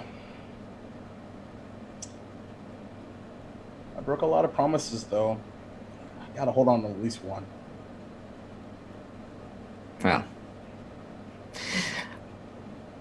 despite that, slightly envious. Yeah? Hmm. But we both got what we wanted. You got to walk both sides. I have a feeling I'm still on the tightrope. As long as you can walk it. We'll I see made how the long- choice one or the other, so we'll see. Hopefully we'll have the opportunity to talk about it when we're old and grizzled one day. Yeah, well, suppose sooner than that we will have to see how the new your side of the business happens at some point. So Yeah. you get to feel what it's like to be the boss for a while. That's should be something new. Oh boy, I have a feeling I'm going to hate it. I already hate it with the new ones. Fuck. All right. Send you a note when I'm ready. Of course, if you need anything. You know. And we head to the park, and where Darlene and Joseph are waiting. And I have to imagine the wind kicks up a little bit.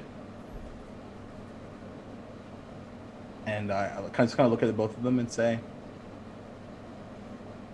where in the world do you want to go? I think that's where the camera shot fades.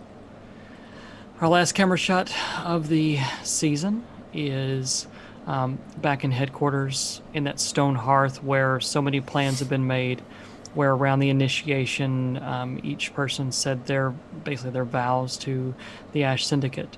And with the conclusion of Season 2 of Embers in the Ashes, I want to say that we don't know what's going to happen. We don't know what's going to be the future of the Ash Syndicate or us.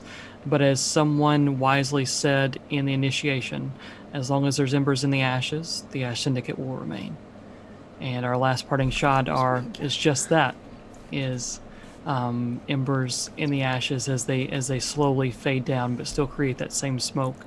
As this group has come together and fought and bled and killed and fought each other and everything else around that the city of Dustfall has to offer. So we don't know what that future holds, but the Ash Syndicate remains strong, and we'll have to see where we go from here. I think that's the end for us, for the night, and for the season. Great story. Thank you all for joining us. Again, I'm Nathan. I use he, him pronouns. I can be found at Not Another Nate on Twitter. Sorry we went late, but not sorry we went late because it's the last one. And if you made it with us this far, you deserve the ending that they gave you, that they justly gave you. And I feel strong with where we've been. I say with all honesty, I don't know what's going to happen with us as players, with the characters, with anything. We haven't made up our minds yet as far as what's going to go on. But the story we have, the story that they made is amazing. And it's something I will take with me for a long time. So I want to thank you all for letting me be a part of this, for coming and joining us for whatever time you did. One show, every show, all shows, live, YouTube, whatever it was, we thank you. Let's go around one more time. I say one more time. And introduce ourselves as players and people and say where we can find you and whatever upcoming you have going on next.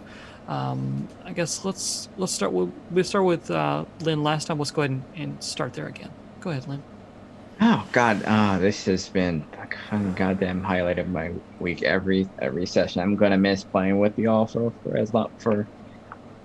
If I start again, but yeah, this has been a ride. Thank you so much. This has been great. Thank you for joining us. It's been amazing. Oh boy.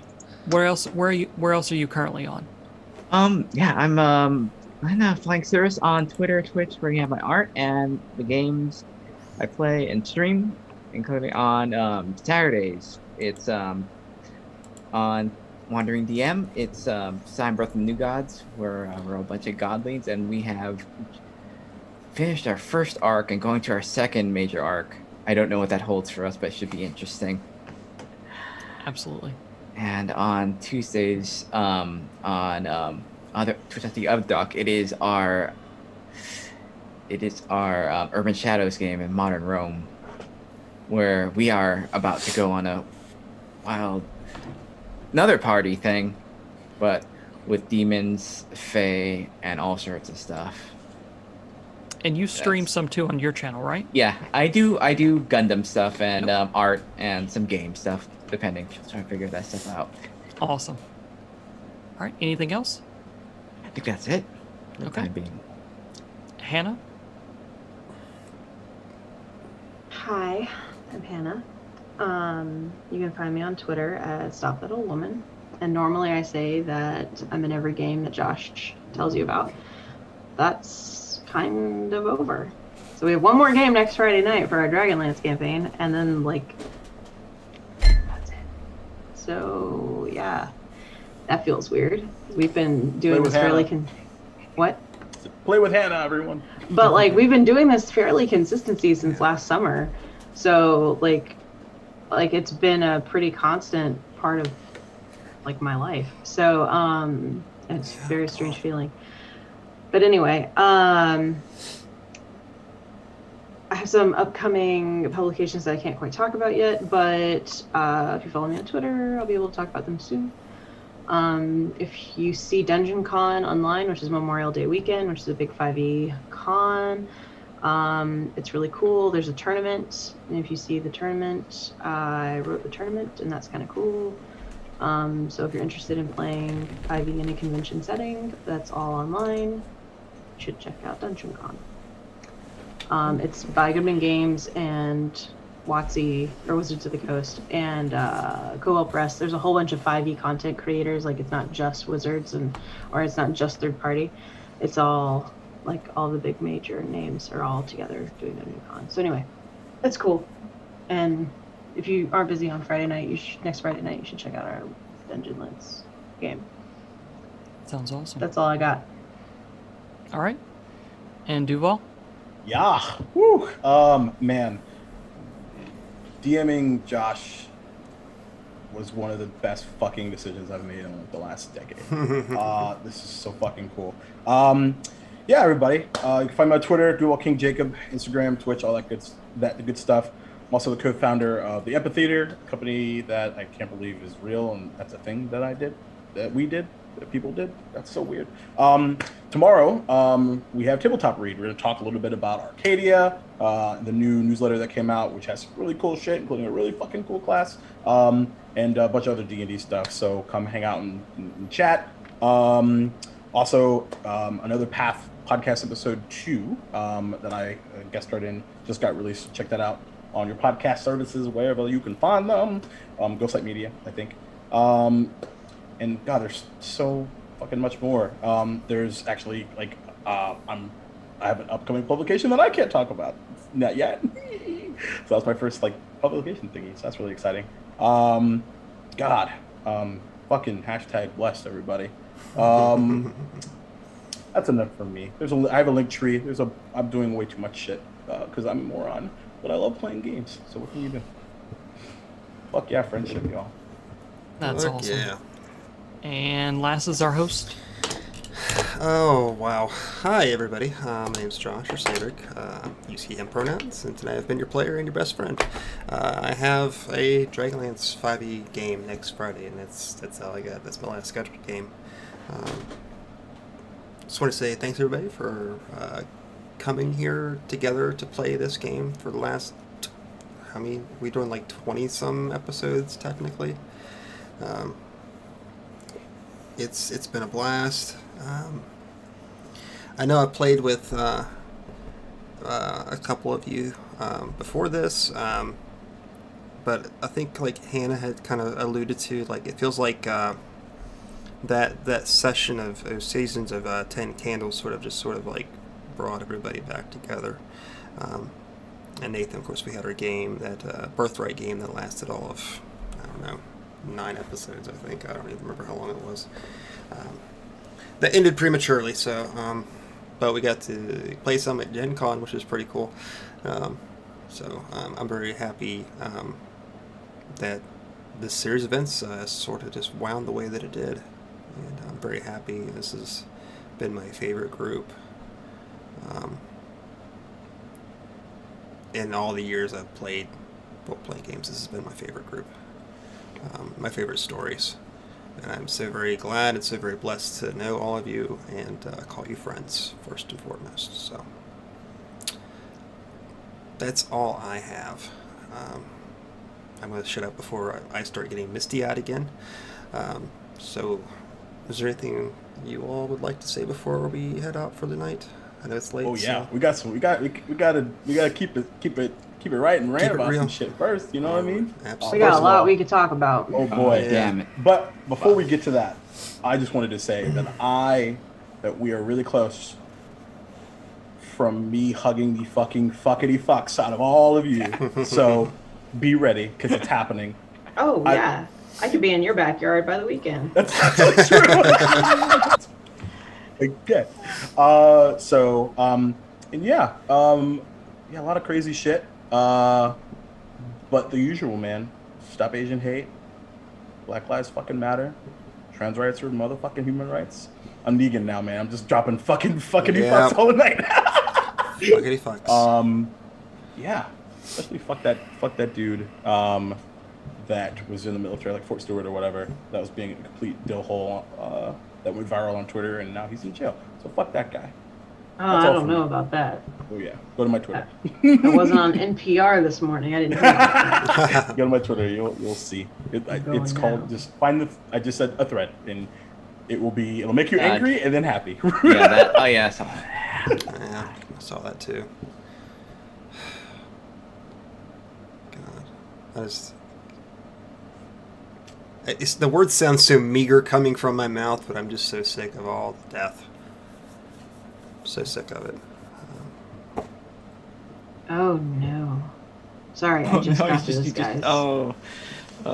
I'm sorry. I'm sick of the bullshit too. Like, oh, I thought this was my taser. Like, what kind of fucking excuse is that? You know? Yeah. It's like this is. I can't even with that. That's bizarre. Yeah. That's like an excuse my son would use. You know, like why he didn't brush his teeth that night. You know. You're supposed to be trained to use these things. It's just I'm overly sick of it. Yeah. Oh, I haven't said it to anybody. Who am I particularly angry at today? That's not an unreasonable thing for me to say out loud. That's fair. Corey knows this. He chuckled behind me. Hi, Corey. Who am I particularly angry at with today? Fuck that cop. Fuck Derek Chauvin. Definitely. Fuck Derek Chauvin's attorney, who is going to be played in law classes for years to come on how to not represent somebody who killed someone on camera. Because he has just colossally fucked up that defense. And I will be shocked if he gets convicted that conviction doesn't get overturned, because that guy has made some serious mistakes in representing him, and that's an issue for him actually staying in jail. So if he gets convicted, anyway, just have a lot of issues with that. You don't intentionally fuck up your client's case so that, he gets it turned over. Anyway, fuck Brian Kemp, because you shitty ass governor. I have a lot. How about you just don't be a fucking dick? How about you just don't be a fucking asshole, people? Yeah. Just don't do the Wheaton rule. Yeah. Let's just not do that. Anyway, thanks to everybody who hung out with us for 2 seasons of Blades in the Dark, because that was pretty boss of you. And we really appreciate you guys coming into chat and being like, oh shit, y'all are killing people again. Because it doesn't matter if it was a downtime activity or a maybe they score. would, and then they did. Because we try. There were many times where we tried not to, and by we I mean mostly me. Mostly I. For a little while. Yeah. We did. And then they fucked up and got his son. Then it's like, no, yep. Yeah. And then I had a reckless trauma, and then I don't know what to do. You know what I mean? Yeah. It's okay. I just remember sometimes in that first season, you having this whole existential conversation with Fritter, was talking about the guilt of killing people, and she was just like, I don't know what you're talking about. These are the wrong people to talk about this. Yeah. That's what made Do it I fun. feel bad about killing people who are bad? Yeah. Well, he unlocked the reasoning, which is these are not people. Yeah. They are. It was actually, honestly, it was a combination of really everyone, but it was a combination of Miss Corman being chess pieces and Fritter being who cares, and then Preacher was I get it, but but all that rolled into one is the only way that happened, which is I think healthy. It's really bad, but it felt so right.